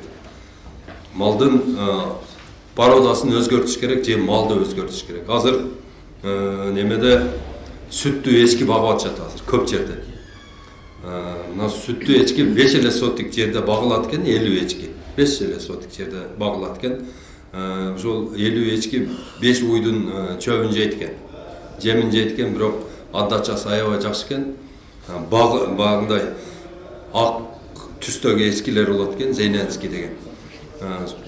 Süttü 4 litre, 5 litre, 6 litre, 7 litrege çeyin beretken de. Ança uy berelbeyt onday süttücü. Gerek bolsa. Gerki sütlerin 2 litre sütü var da uylardan. Mına ошол малды алмаштырыш керек. Анан кийин малды фермада багышты үйрөнүш керек. Анан бактын астына биз баягы аракет кыла беребиз да, бир чөп эгип берсемби, беде кылып берсемби деп. Bizi polikarlik baktardın tüyü taptaza olur. Hiç nerse bolboş gerek. Eğer de 1-2 hektar bağınlar bola oturgan bolsa, ошонун içine bir 1000 kaz bağıp bolop, kaz. Çocuğusundan girgizip berесиздер. 1000 kazın bağı 2 hektar, 3 hektar baktın için astın tütü beret eкен. Taptaza kılıp berdi. Andan keyin anca çevirtke, pevirtke giriyor. Ne bar jok jey beret eкен. Şunçalık. Анан бактын астын тазалап бүткөндөн кийин жаныңыздагы эмелерге кой бересиз. Чөп тазалап эле кете берет экен. Камыш болобу, ажырык болобу, мындай чугап алып чыгып жей берет экен. Ушунчалык ушундай эме болот экен. Мына ошол башка немеде Европада, Кытайдагы немелерге бактардын астына двойной бизнес кылып атышат да алар. Астына каз багып атат, үстү алма. Же üstünden bağı çirip yirip düşkön nemeleri de taptaza тазалап жеп турат да. Мына ошого аракет кылыңыздар. Баягы бир нерсени жасап атканда бардыгын эсептеп эмесин kalkulasyasını çıkarıp alsаңыздар, кейін қиналбайсыздар, пайдасын да аласыздар. Өзіңіздер білесіздер, азыр дүние жүзі азыр етке аябай мұқтаж болып жатады да. Ет деген мәселе өте мындай острый тұрып жатады. Бізде болса тез ет бола тұрған варианттар аябай көп Қырғызстанда. Тоқ бақсақ болады, өрдөк бақсақ болады, саздақ жерлеріміз тұрады. Қырғызстанда 2000-ден ашық өзендер бар екен. 2000-ден ашық өзендер бар екен. Көлдер бар екен. Мына ошолорду туура пайдаланышыбыз керек. Мына Кыргызстанда деген карга көп экен, баягындай зыянкес чымчыктардын түрлөрү көп экен. Мына ошолорду башка мамлекеттерде ошолорду кармап туруп, ошолордун этин не кылып атат? Баягы норка менен соболь багып атат ошону менен.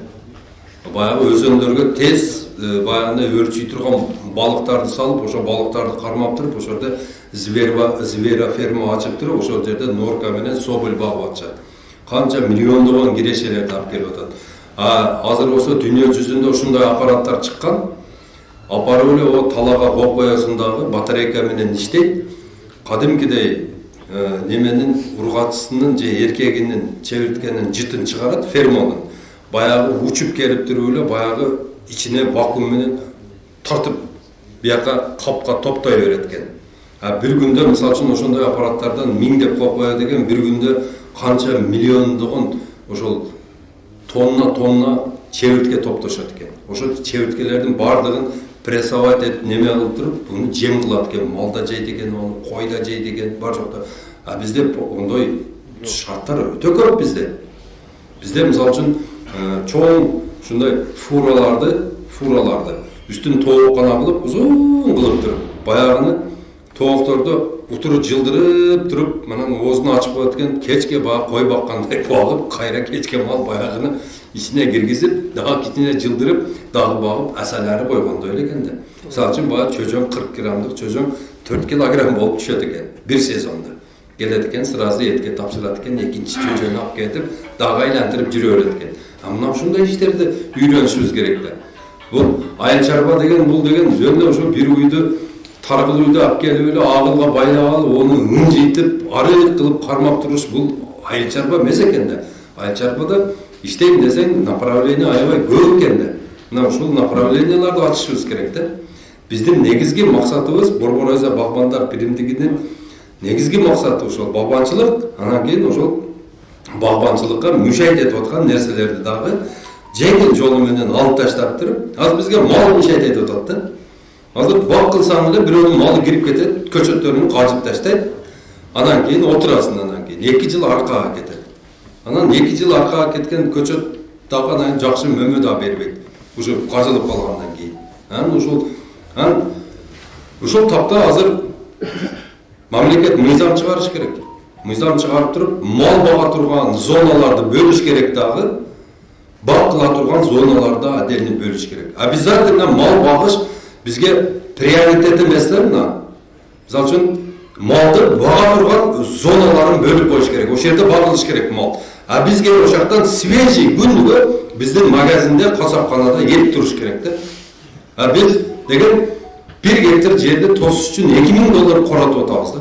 Ондай бакыла турган жерлер бизде канча турат? Миллиондор эсептелет бизде ошондой бакыла турган жерлер. Элестирип көргүлөр, мисалы үчүн Араман районунда 400.000 гектар жерди тосту дейли. 400.000 гектар жерге ар бирине $2000 акча короткондо бул $16 миллион кетип калып атпайбы? Мына ушуну ойлонушубуз керек туугандар.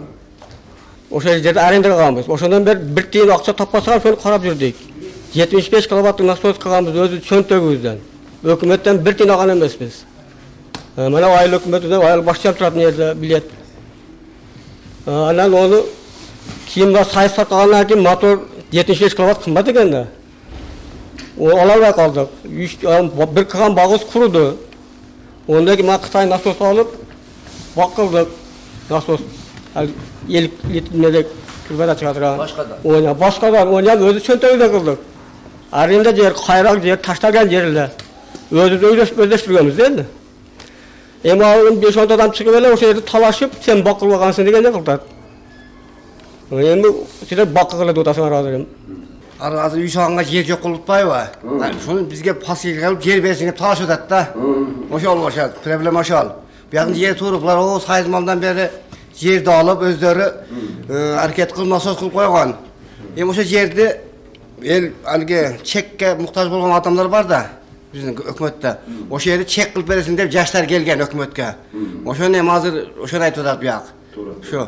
Biz egerde ava ошол sizdin bağыңızды misal үчүн ошол жаштарга бөлүп берип койсок, алар ошол жерге 1,5 гектар жерге жайгашып алды, үй кылып алды.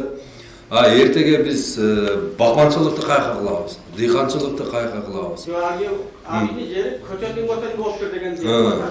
Эми бул деген багы менетти сыйлабастык болот, Алла Таала ошолорго нысап берсин. Мен жеке оюм багы жер бергенди токтотуш керек. Айыл өкмөтү деле, району деле, шаар деле. Эми шаардагы, райондагы, айылдагы уже өдө карап өсүш керек да. Болду эми биз калган жерлерибизди элдерге таркатып бергени немебиз жок да.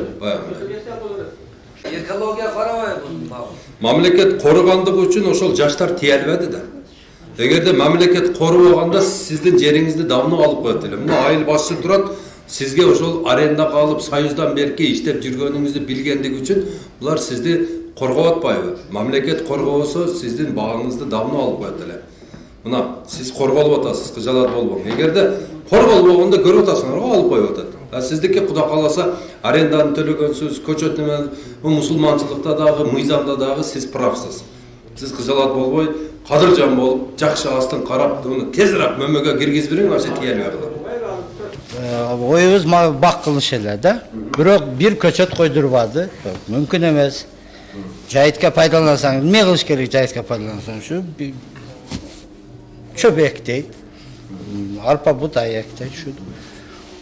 Paşta bundan 5 yıl oldu. 11-12 yıl oldu. Bir köçet koydurmaydı. Paştımda traktör jüre turgan jeri 1,5, jönday taştaq jeri 1,5, 3 hektar. 3 hektar.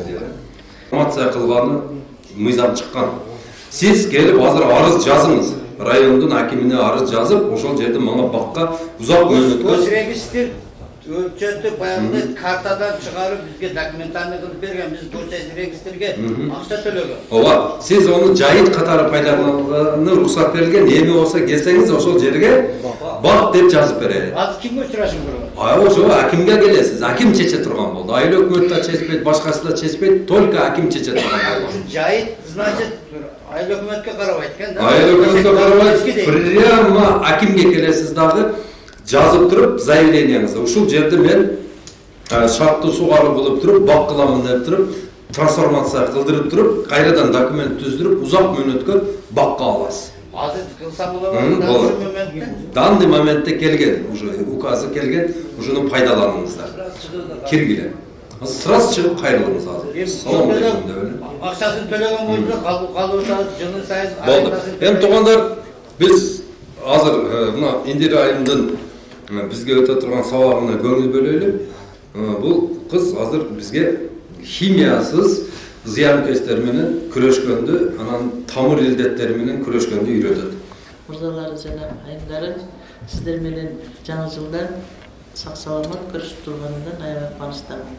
Менин эң жакшы көргөн районым сиздер, себеп дегенде аябай эмгекчил, көчүрмөн, эмгекчил инсандар жашайт ушул райондо. Сиздердин аябай эмгекчил экениңиздерди мен абдан сыйлайм.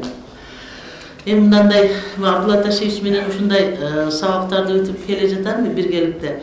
Биринчиден бизге ушул мына жер деп атасыздар, ошол жерлерди, топурактарды ушунчалык биз сактоо, ушунчалык химиясыз органикага өтүү жолдорго азырдан өтүп атабыз да. Себептерин карап атасыздар, сиздер бак эгип койгон жерлериңиздерге үй салабыз деп талашып атат. Барып жылдан жылга адамдын саны көбөйгөндө биздин айдоо жерибиз азайып кеткен дагы биз кичинекей жерден көп түшүм алганды үйрөнүшүбүз керек да.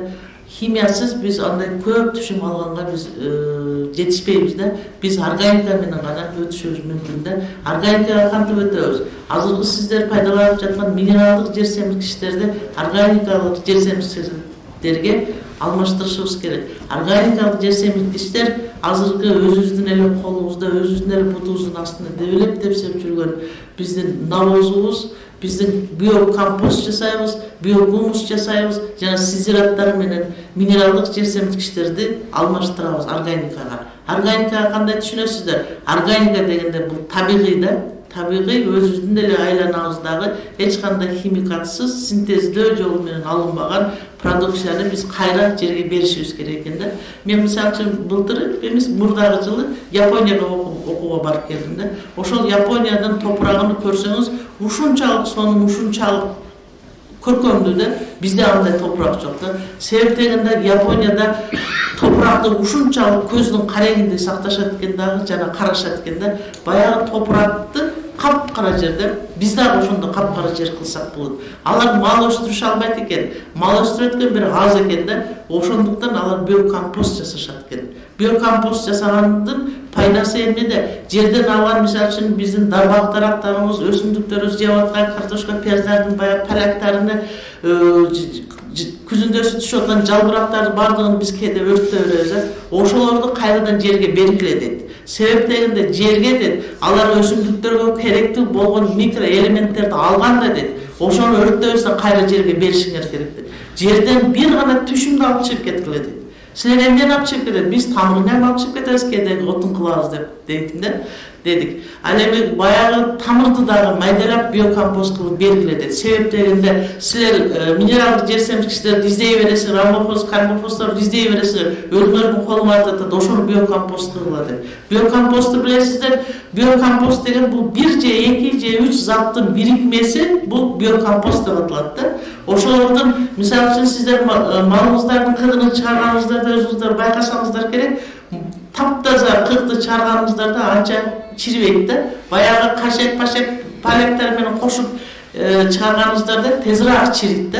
Ошондуктан ошондой аралаштырып атып, самандан биокомпост жасасак болот экен. Кадимки эле саманыбызды чырдактан түшүрүп, навозго аралаштырып, суудан аралаштырсак, ошол тезирээк чирийт экен да. Жана опилкадан жакшы биокомпост болот. Опилкадагы көп жылдар бою жерден питание алган да, элементтерди алган, өзүгө керектүү болгон. И ошону эле алып, кайрадан компост кылып туруп, ошону эле кайра жерге бериш керек экен да. Анан баягы жалбырактарда абдан көп микроэлементтер бар бизге керектүү болгон. Ошол микроэлементтер, жалбырактарды билесиздер, азыр өрттөгөнгө болбойт да, мыйзам чыккан. Ошолордун бардыгын ушул түшөрдөн баштап биокомпостко сала башташ керек да. Биокомпост качан башталат? Биокомпост июль айында башталат. Кырк бизде абдан көп. Июль айында биздин мөмөлөрүбүз, особенно аралыгында бардыгы пышат, баягы жапайы чөптөр гүлдөгөн убакта жапайы чөптөрдөн биокомпост кылып үйрөнүш керек экен. Эмне үчүн? Биокомposттун жапайы чөптөр жерден абдан көп микроэлементтерди алышат да. Культурныйга караганда билесиздер, жапайы чөптөр абдан тез өсүп кетет дагы, чоң-чоң өсүп кетишет да. И ошолорду жерге берсеңиздер, ошол керектүү болгон микроэлементти кайра эле жерге берген болосуздар да. Биокомposттун дагы бир жакшы жери, коңшуңуздун үйүндөгү жапайы чөптөр сиздин үйүңүздө чыкпаган болсо, значит алардын жери күчтүүрөөк болот да. Ошону жапайы чөбүңдү мага берси деп, ошол жапайы чөптү өзүңүздүн биокомпостуңузга салсаңыз, ошол микроэлементти сиздер өзүңүздөрдүн огородуңуздарга алып келген болосуздар. Жана биогумус жөнүндө айтып кетейин. Биогумус азыр компостко дагы эмени кошоюн. Сиздерде баягы күрүч болот да, шалы. Шалынын баягы жымыктары барбы? Шалыны актаганыңыздарда баягы жымыктарын не кыласыздар? Жерге саласыздар. Ошону эмеге топон деп коюп, ошону кайра дагы биокомпостко берген болсоңуздар, ал чирибейт экен, бирок биокомпостко аралашканда жерге түшкөндө топурактын нымдуулугун сиздерге сактап берет экен. Нымдуулук сакташ үчүн ошол жымыкты ыргытпаңыздар да, биокомпост кылыңыздар. Жана биогумуска дагы полностью подключение кылыңыздар, араландыктар. Себеп дегенде сиздер химикаттарды, мына жашылча жемиштерди тезирээк жетиштирейин деп туруп, химикатка көбүрөөк көңүл буруп бересиздер да. Ошондуктан мына биогумусту өзүңүздөр чыккан кырктарды эле биогумустан, Абдулла Ташиевичтин сабактарын алып биогумуска өтүңүздөр. Биогумустарды Жакшы көчтү үйрөнүп алган болсоңуздар, бадырым менен помидорго караганда биогумусту өстүргөндөн анын эмеси акчасы көбүрөөк болуп атат да. Биогумусту бизде мүмкүнчүлүгүбүз бар, даже экспорттоого болот. Өзбекстанда мал аз болгондуктан алар дыйканчылык менен көп машыгышкандан ал жака экспорттосок дагы болот да. Ошол жагындагы ойлоп, биринчиден өзүбүздөн ашсак, өзүбүздү камсыздап алгандан кийин башка жака биз биогумусту экспорттоого дагы даярдансаңыздар болот да. Андан кийин биздин органикалык жер семирткичтерге жана сидераттар кирет да. Сидераттар абдан оңой жасасаңыздар, мисалы үчүн күзүндөсү октябрь айында бардык сиздердин түшүмүңүздөрдү жыйнап алгандан кийин айдоо жерибиз бош калат да. Ошол жерге айдабай туруп эле будайды сепсек болот, арпаны сепсек болот, сулууну сепсек болот жана бедени люцернаны сепсек болот да. Ошол сепкенден кийин жамгырлар болгондон кийин 20-25 сантиметрге чейин өскөндөн кийин аны гүлдөтө койбой, аны жерди айдаганда кошо айдап салыш керек. Ушул сидераттар деп аталат. А сидераттардын биздин топуракка кандай пайдасы бар дешиңиздер мүмкүн. Сидераттар биздин топурактагы тирүү микроорганизмдер ошол свежий азык менен азыктанып атып эле сиздерге жазга чейин топурактын асылдуулугун арттырып берет. Көрдүңүздөр, алар дагы свежий тамак менен тамактангысы келет экен да. Ошондон сидераттарды Япония абдан жакшы колдонушат дагы. Алар ушунчалык органикага көңүл бурушат. Япония эле эмес, азыркы күндө Европа, Кытай, Корея, Америка бардыгы көбүнчөсү органикага көңүл бурулуп атат. Себептен органика азыр биздин мезгилге абдан керектүү болуп атат. Себептен адам баласынын өмүрүнүн узагыраак жашашына, ден соолугуна пайда келтиришине бизге биздин муундарга жакшы топуракты калтырганга, жакшы генди калтырганга бизге мүмкүнчүлүк жаралып атат. Ошондон биз азыркы күндө органикага абдан күрөшүп атабыз да. Органика үчүн дагы мен Японияда алмасыны жедик, дарусыны жедик, биздикидей даам эмес да, но органика деп атат да. Анан биз айттык, биздики вкуснее, 100 раз вкуснее дедик да.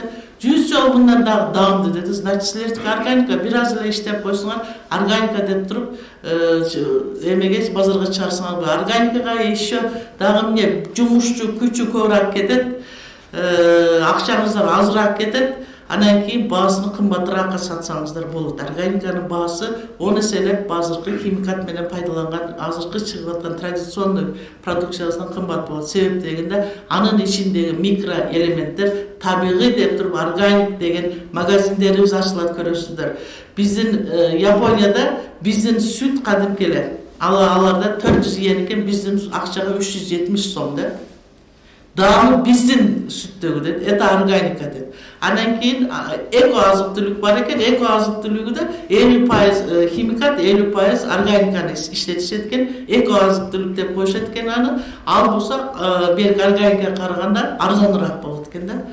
Арзаныраак саткан оңойбу же бизге кымбатыраак саткан? Бизге кымбатыраак да биздин сүттү дагы оказывается можно органика кылганга десек, бизде профессорлор окуту да ошол айтат. Какой-то день придет, силер дагы сүтүңөрдү органика кылып, баасыны кымбат кылып сатканга силер да кызыгышыңар керек деп. Акчасыны да кызыктырыш керек бизгечи, анын сапаты да кызыгыш керек болот да. Биздин дагы сүтүбүз ушунчалык алмаштырыбыз, биз органикага өткөнгө ушунчалык мүмкүнчүлүгүбүз бар. Бизде табигый климатыбыз аябай жакшы, бизде ГМО жок, бизде минералдык жер семирткич чыгарган завод, фабрикалар жок, жана мөңгүдүн суунан биз суарабыз тура, оборотный суу менен сугарбайбыз. Ошол бизге эң жакшы мүмкүнчүлүк жаралып атат органикага өтүшүбүзгө да. Ошондуктан органикага көбүрөөк көңүл буруңуздар, гумус жасаңыздар, биокомпост жасаңыздар, биогумус жасаңыздар, сидераттарга бир эксперимент кылып туруп сиздердин жериңиздерге жасайлы. Сиздер бир эмес 2 түшүм аласыздар. 2 түшүмдөн кийин жерди эс алдырыш керек да. Жердин ичинде ушунчалык тирүү микроорганизмдер жашайт экен да. Ошол микроорганизмдерди биз мына химикат, минералдык жер семирткичтер химикат менен алынган, синтездөө жолу менен химиялаштыруу, күйгүзүү жолу менен алынган азот, фосфор, калийлерди берип коюп атабыз да. Ошондо биздин керектүү болгон микроорганизмдер иштебей коюшат экен дагы. Кийинки жылы баягы сухой болуп туруп, биздин топурагыбыз өлүккө окшоп калат экен. Биздин топурагыбыз кадимки эле биздин тирүү жандай эле алар иштешет экен да, кадимкидей элечи. Ошондон топуракты ушунчалык эметиңиздер, көздүн карайгындай сактаганга аракет кылыңыздар. Японияда сөз бар экен, бул топурак биздин байлыгыбыз, бул байлыкты биз кийинки муунга ушундай бойдон өткөзүп беришибиз керек да. Топуракка ушунчалык өтүктөрүн кийип алып иштешет экен да. Анан баягы бизди бири-биринин полесине өзүнүн патинкеси менен киргизбейт экен. Ар бир поледе, мисалы мына баланын полеси болгон болсо, өзүнүн өтүгүнү берет, ошол өтүктү кийип анан кийин беремин да. А бизде болсо ондой жок да. Бардыгы да ондон өтүк кылып коет экен, ондон ашык. Анан кийин бир оору болуп калган болсо, биз каяктан, биз островбуз дейт. Биз каяктан дарылайбыз. Нематоддон абдан коркушат экен да, ошол нематоддон коркуп өтүктөрдү кийишет экен. А бизде болсо бир жерибиз ооруп калган болсо, бир кирсең дейбиз го. Мына ооруду көрсү деп туруп өзүнүн патинкеси менен кирет дагы, ал ошол өзүнүн патинкеси менен кошо, анан өзүнүн огородуна ошол ооруну алып кетет да. Голландский баягы картошкаларды чыгарган эксперт келди дагы, ошол айтып атат. Силер дейт, талаңардагы чыгып калган фитофтороз, перноспороз деген оорулар бар дейт. Бир талаада бир көчөттө ооруп калган болсо дейт, ошону тиктеп отура бересиңер. Ооруп калды, ошонун айланасынан кошо бардыгын алып салгыла дейт. Баягы до того, что вы ждете, дейт, бүт пойларга баягы оору таркалганга чейин эметесиңер дейт да. Ошол оору чыктыбы кайсы жерде, ошону түп тамыры менен алып салыңыздар. Помидор, картошка эгесиздер да. Алмага келгенде эми алманы ала албайбыз да. Алманы ошол шагы менен алып салыш керек. Ошол оору шак, азыркы бактериальный ожог деген аябай жаман. Ошол шакты мүмкүн болушунча алыс жака барып көмүп коюш керек экен же өрттөп салыш керек. Бактериальный ожогун абдан этият болуңуздар, азыр аябай популярный болуп кетти. Анда эмесе биздин ушул органикалык саясатты элге маалыматты жеткирүү боюнча эмне үчүн органикага өтпөй атасыздар? Себептерине түшүнүү аз болуп атат да, маалымат аз болуп атат. Биздин муунубузга, биздин ооруларыбызга таасир этчү нерселерди биз өзүбүз сатып алып туруп топуракка берип атабыз. Ошону жегенден кийин өзүбүз 2000 түрдүү диагноз менен бардыгыбыз ооруп атабыз да. Статистика боюнча биздин жашоо өмүрүбүздүн узактыгы 50-55 жашка чыгып калды Кыргызстандыкы. Даже Россияда, Казакстандан биз эң биринчи орунда турабыз. Казакстанда 60-65 болсо, эмеде Россияда дагы 65 экен орто жаш. Бизде орто жаш 55 жаш болуп калды. Ошонун алдын алыш үчүн, балдардын озурун узагыраак көрүш үчүн, көбүрөөк көрүш үчүн, биз өзүбүздүн генибизди таза кийинки муунга өткөрүп бериш үчүн биз топуракты жакшы карап, органикага өтүшүбүз зарыл жана шарт азыркы күндө. Топурагыңыздарды сөзсүз анализге бериңиздер. Топурагыңыздардагы анализде азот, фосфор, калийдин процентин сиздерге эсептеп берет. 3 жылда кылыпчы, pH'ды сиздерге аныктап берет. Ошону билип алганыңыздардан кийин сиздер жерге кандай дары-дармек, кандай мамиле кылышыңыздарга сиздерге толук маалымат берилет да. Араван районунда мен токсикология лабораториясы жанында иштейм. Араван районундан сиздер анализге алып барганыңыздарды эч көрө элекмин да. Сиздер өзүңүздөр агроном, өзүңүздөр аналитик болуп калгансыздар. Бирок сөзсүз түрдө анализге мына мыйзамга көз карандыңызда ошону апарып берип коюңуздар да. Андан соң биздин өсүмдүктөрүбүз жерден 32 түрдүү элемент менен азыктанышат экен да. Себоборот боюнча айтайын сиздерге, 32 түрдүү элементтерди бир эле өсүмдүк жебейт экен. Бири 5-6 түр onu жесе, экинчиси 3-4 жейт. Кийинкиси болсо дагы башка элементтерди жейт экен да. Азот, фосфор, калийден башка дагы башка элементтерди бизге организмге керек болгон элементтерди өсүмдүктөр дагы ошондой кылып жешет экен да. Ошондуктан себооборот дейбиз да. Алмаштырып эгиш керек. Бир жылы будайды эккен болсок, ошол будай кийинки жылы кукурузаны эгишибиз керек. Андан кийинки жылы пактаны эгсек, ошондо бир поледен керектүү болгон микроэлементтерди өсүмдүктөр өздөрү алып жеп кетишет экен да. Кийинки жылга чейин башка микроэлементтер ошол жерге туура келип калат экен да. Ошондуктан себооборотко абдан көңүл буруңуздар. Себообороттун дагы бир дем, бир түздөн түз методу ошол илдеттерден, зыянкечтерден качыш үчүн жылына бир жерге бир эле өсүмдүк текпей, экинчи жылы ал ошол илдеттен качып туруп кийинки жерге ошол картошка, пияздарыңызды эгишиңиздер керек да. Ал эми мына алма бактарды себа оборот кыла албайбыз. Ошолордун астын тазалап туруп, сөзсүз алмалардын жалбырагы түшкөндө чөптө, ото чөптөрдү сөзсүз алып туруп, актап, акиташ менен, бардоска жидкость менен постоянно обработка кылып турган болсок, ошо илдеттер жана зыянкечтер кайрадан кайталанбайт. Анда эмесе биздин ушул органикалык айыл чарба департаменти мурун Кыргыз агро биоборбор болгон, ошол биоборборубузда биопрепараттар жана энтомофагтар чыгып турганда, эгерде биздин биопрепараттарды, энтомофагтарды колдонгон болсоңуздар, түздөн түз органикага барасыздар. Биопрепараттардын эки эле түрү чыгат, биолигнин жана триходермин деген. Биолигнинди бул биостимулятор дейт. По телефону мен канча неме коңду мен айтканмын. Феромонду ловушка. Мурунку жылы. Ошондон кийин пайда бир аз болсо да биринчи феромонду ловушки, бул биринчи күрөш зыянкечтерге да. Ловушка илинет биринчи, экинчиси ширеге, тыляга, зыянкечтин тукумуна жана зыянкечтин биринчи, экинчи возрастта гусеницасына бизде златоглазка деген энтомофагус коюлат. Алтын көздү билесиздер, бардыңыздар. Баягы көзү жылтыраган тор жашыл канаттууларга кирет. Ошону биринчи эмеде коесуздар. 10-чы майдан баштап коесуздар.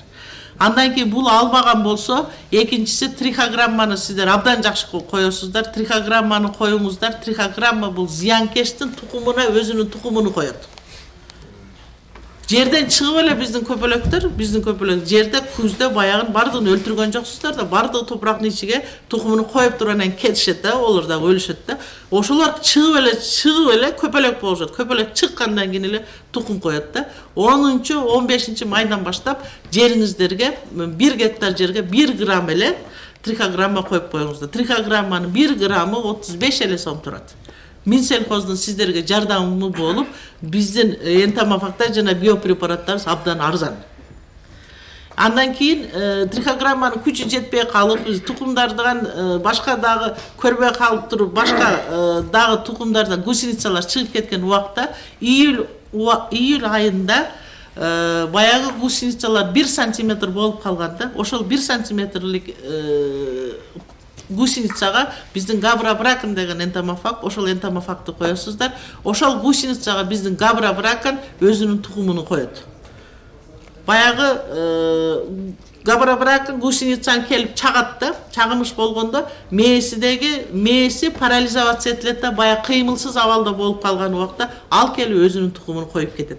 Ошол гусеницанын ичиндеги биздин канга окшогон гемолимфа деген суюктук бар. Ошону менен тукумдар азыктанып туруп, ошонун ичинен гусеница болуп чыгышат да. Гусеницалар акуклиоц эткенде, акуклиоя деген баягылар дагы көпөлөк болуп чыккандан кийин көпөлөктөр дагы эле баягыдай гусеницаны 1 сантиметрлик гусеницаны издешет да, дагы тукумун коюшат. Ошентип булар түп тамыры менен жоголот. Энтомофаг бул жашоо үчүн күрөш, табигаттын мыйзамы, бири-бирини издеп жүрүп баягылар өлтүрүшөт да.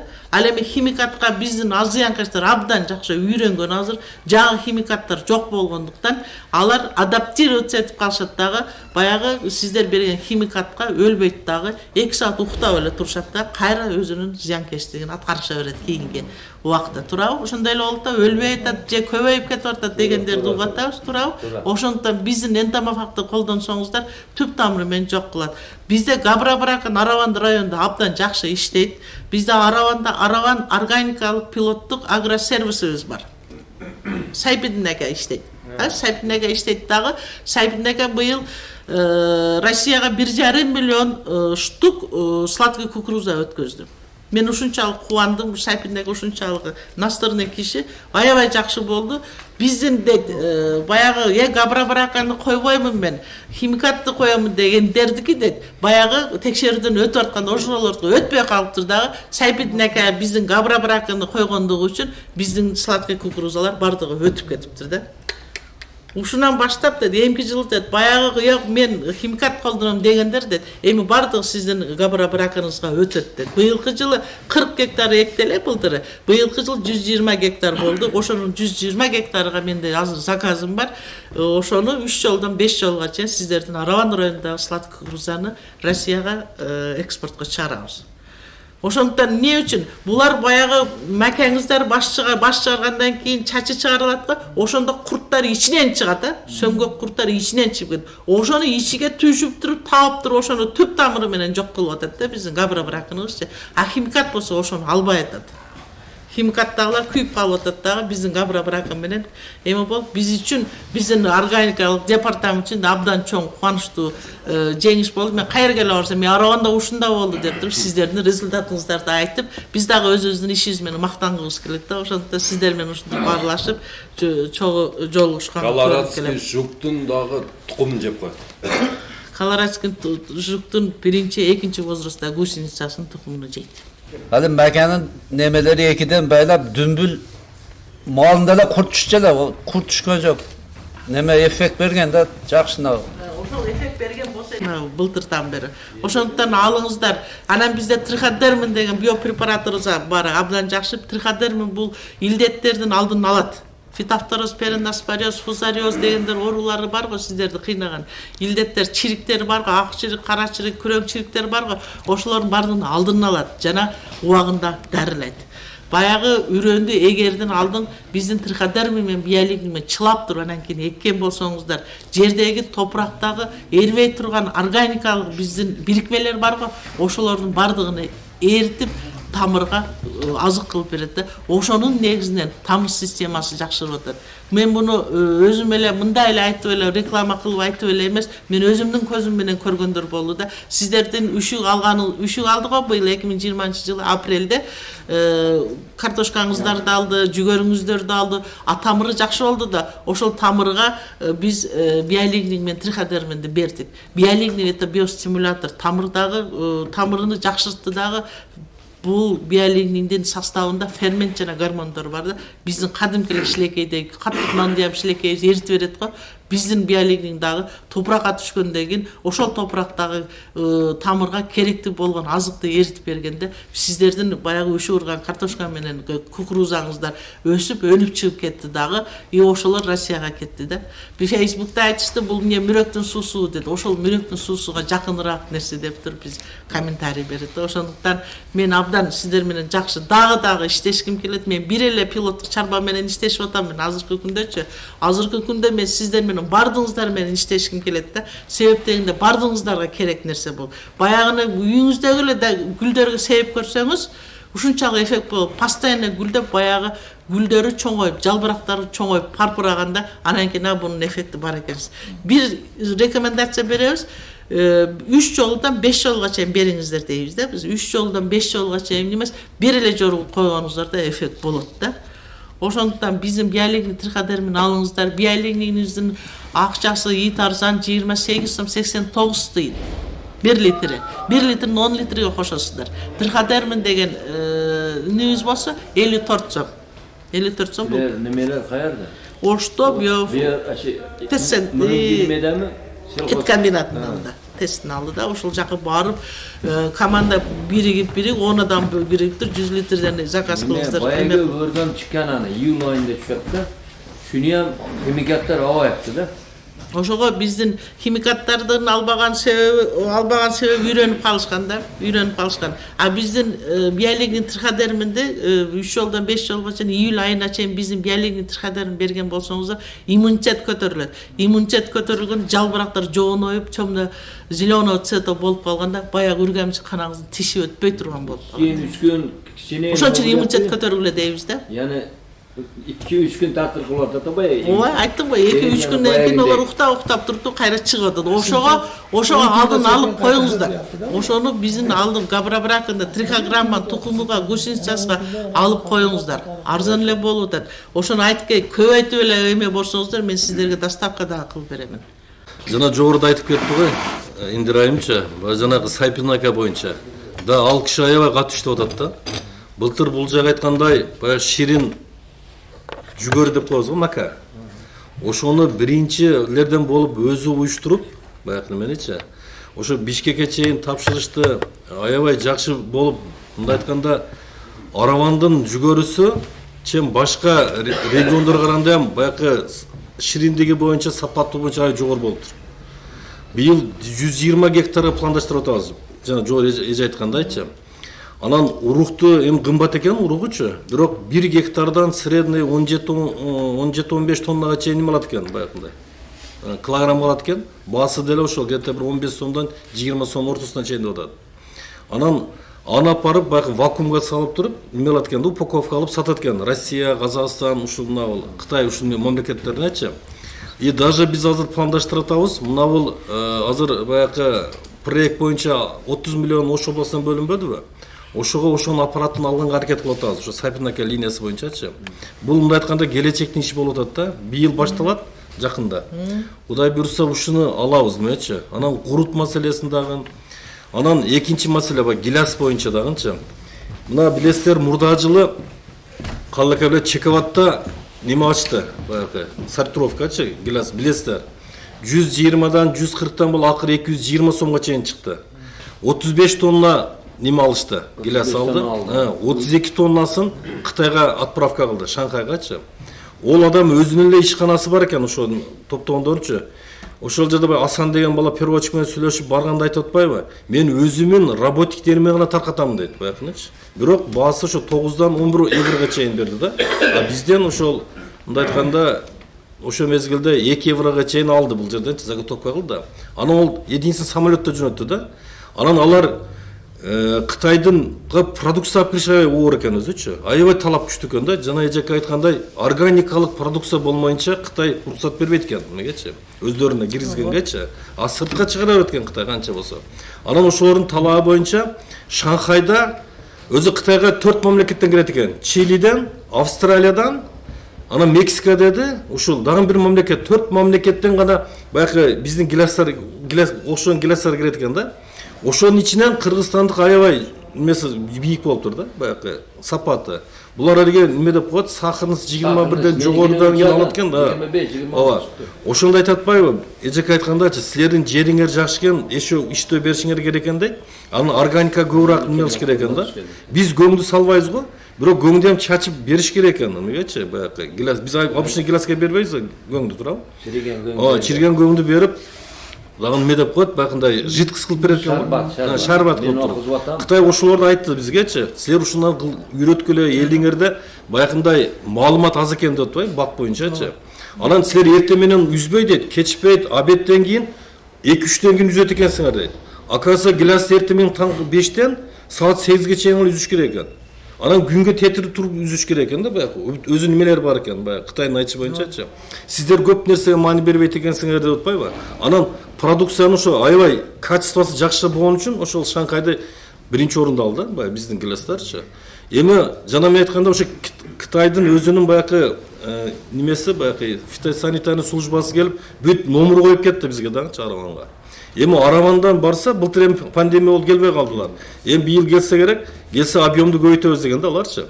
Эми ушундай иштер аябай көп болуп атат. Жана мен айтайын дегеним, органика бул приоритеттүү багыт болуш болот да. Бул мамлекеттик и дүйнөлүк рыноктун талабы ушундай болуп атат. Ошого бардыгыңыздар мына уктуңуздар. Эми биз мына Араванда мына бул кемеле Машрап Кожаевтер катуу иш кылып атат, Сайпинака катуу иш кылып атат ушул багыттачы. Эми уктуңуздар, эл жерге жетизе эле, биз ham көп айтып атабыз. Органикалык продукция бул приоритеттүү багыт болуш керек. Жана жогору айткандай, баасы ham жогору болот экен да. Аз да болсо, бирок жогорку сапаттагы продукцияны биз жеткирсек, рынок өзү талап кылат экен анычы. Мен айтайын дегеним ошол. Анан учурдан пайдаланып, мен просто аз айтып кетейин, ушундай бир мына ассоциациялар түзүлүп атат да. Азыр мына капуста эккендерден бир ассоциация кылайлы деп атабыз. Жана Махмуд ака сиз айттыңыз го, немеңиз ишканаңыз кайер депчи. Мен өзүм апарып тааныштырып келем. Ошо ар бир айыл өкмөттөрүнөн дагы неме кылайлы деп атабыз. Себеби органикалык мына арзан эжеке айткандайчы. Анан баягы эффекти ham жакшы берет экен да. Мен деле 3-4 жыл мурда бир катышып алып келгенмин сиздерденчи, оштон. Ошо пактага койгонбуз ошондочу. Мен айтканым, негизги мени багыттуу жака бурушубуз керек да. Ошол, анан эгерде мына багбанчылар болсо ошо отургандар, мен айтам, бир ассоциация түзөлү, Мына азыр бал өстүрүүчүлөрдүн мына Өктөм ака, оны түздүк, мына же тагайындагычы. Башар кожа боюнча линия болуп атат. Анан азыр капуста эккендерди аны кылайлы деп атабыз. Анан мына бак. Себеби бизде эң эрте чыккан Кыргызстанда баягы мөмө жемиш бизде бар жогучу, капуста, чеснок, башка немечи. Ушу багытта көбүрөөк иш кылып, ассоциация кылып койсок, например, Махмут ака, сиздер бири-бириңиздерди тааниткенсиздер, бири-бириңер проблемаларды айтып, маселени коюп, биз булардын алдында, бул жардан алдына койгонго оңой болот экен да. Ошондо ар ким өз мындай чатчыланды эмес, топ бир багытта иш алып барсак оңой болот экен да. Ошого эгер вакыт болсо азыр бир күн айтсаңыздар биз топтойлу, ошо бүт багбандарды. Азыр мен караганда көп багбандарым келбей калыптыр. Азыр төмөнүндө 200 гектар бак эгилди. Билесиздер, а? Баягы. Одон тышкарыдан төмөнүндө аябай массив кетип атат да. Тепе коргондо бардык эле жерде бар биздин айыл өкмөттөр. Ушу бак башталып көбөйүп кетти да. Ошо багбандардын ассоциациясын түзөлү дагы. Абдулла деди атыңызды. Ошо Абдулла Ташипов ошондорду чакырайлы, көбүрөөк маалымат алып элге таркатып, баягы сиздер айткандай органикалык продукцияны ушу эл өндүрсө, рынокко алып чыккан оң болот да. Бардык райондарда сапаттуу көчөт өтө кымбат. $3 $5 чейин. Жана мен багбандарга сунуш бердим, туура айттыңыз, Араван багбандар уюму болсоңуздар, биргеликте взнос төлөп туруп, ошол жерге бир жакшы мугалим алып келели Турциядан. Ал эмнени үйрөтөт? Дагы кайталанып кетейин, алар силерге полукарлык көчөт чыгарып берет. 1 гектар жерге 150 000 көчөт эгип берет. 10 гектар жер берсеңер 1,5 миллион көчөт чыгарып берет. Ал жерде бар жок болот. Бар жок силерге керектүү көчөттөр болот, арзан. Арзыбаган тыйынга болот, сапаты ошо Туркияда эле болот да. Көп иштериңер бүтүп кетет. Мына ошол үчүн мугалим керек силерге, сөзсүз түрдө мугалим келип, ошол силерди басып баягында дам салгандай кылып туруп тынбай окутуш керек да силерди.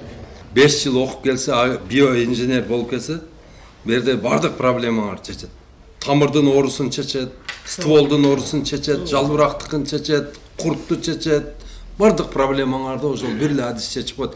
Мына мисалы үчүн Индира азыр эч жакка барбай жалаң эле ошо область эмес, жалаң Араван менен заниматься эткенде бардыгыңыздарды ушул жерде миллиарддаган сомдорду эконом кылып беретилер. Азыр силер өзүңөрдүн бутуңардын астындагы жер семирткичтерди иштетпейсиңер, өзүңөрдүн колуңарда турган арзан илдет менен күрөшө турган инструменттерди иштетпей атасыңар дагы өтө кымбат дарылап атасыңар да. Бир бакка эле 50 000, 100 000, 200 000 тыгып берип атасыңар дарынасына, химиясына. Жер айдоо башында энекин биз абарып жерлерге, колхозларга себердик да.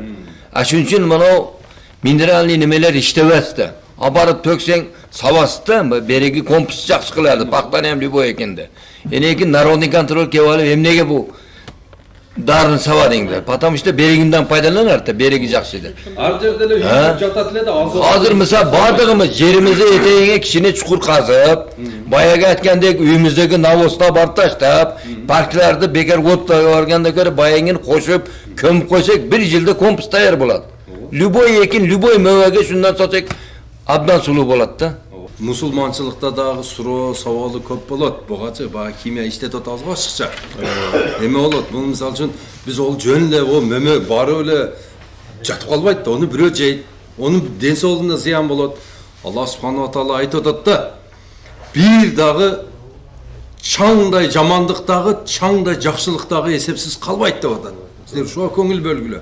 Дыйкандар, өзүңөр дагы мындай эме кылып атканда баягы сөз бар го кыргыздарда, инсап менен бол, инсап менен бол дейбиз го. Өзүбүздү зahirlебейли, ошон үчүн химиялык жолдордон кайткан аракет кылгыла. Азыр мына биздин негизги эле мына эң байлыгыбыз бул ден соолук менен убакыт да.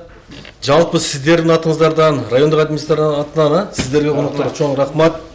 Абдан маанилүү, пайдалуу баягы кеңешти, маалыматты бердиңиздер. Мен ойлойм мен ушинтип эми элге айтып барайлы.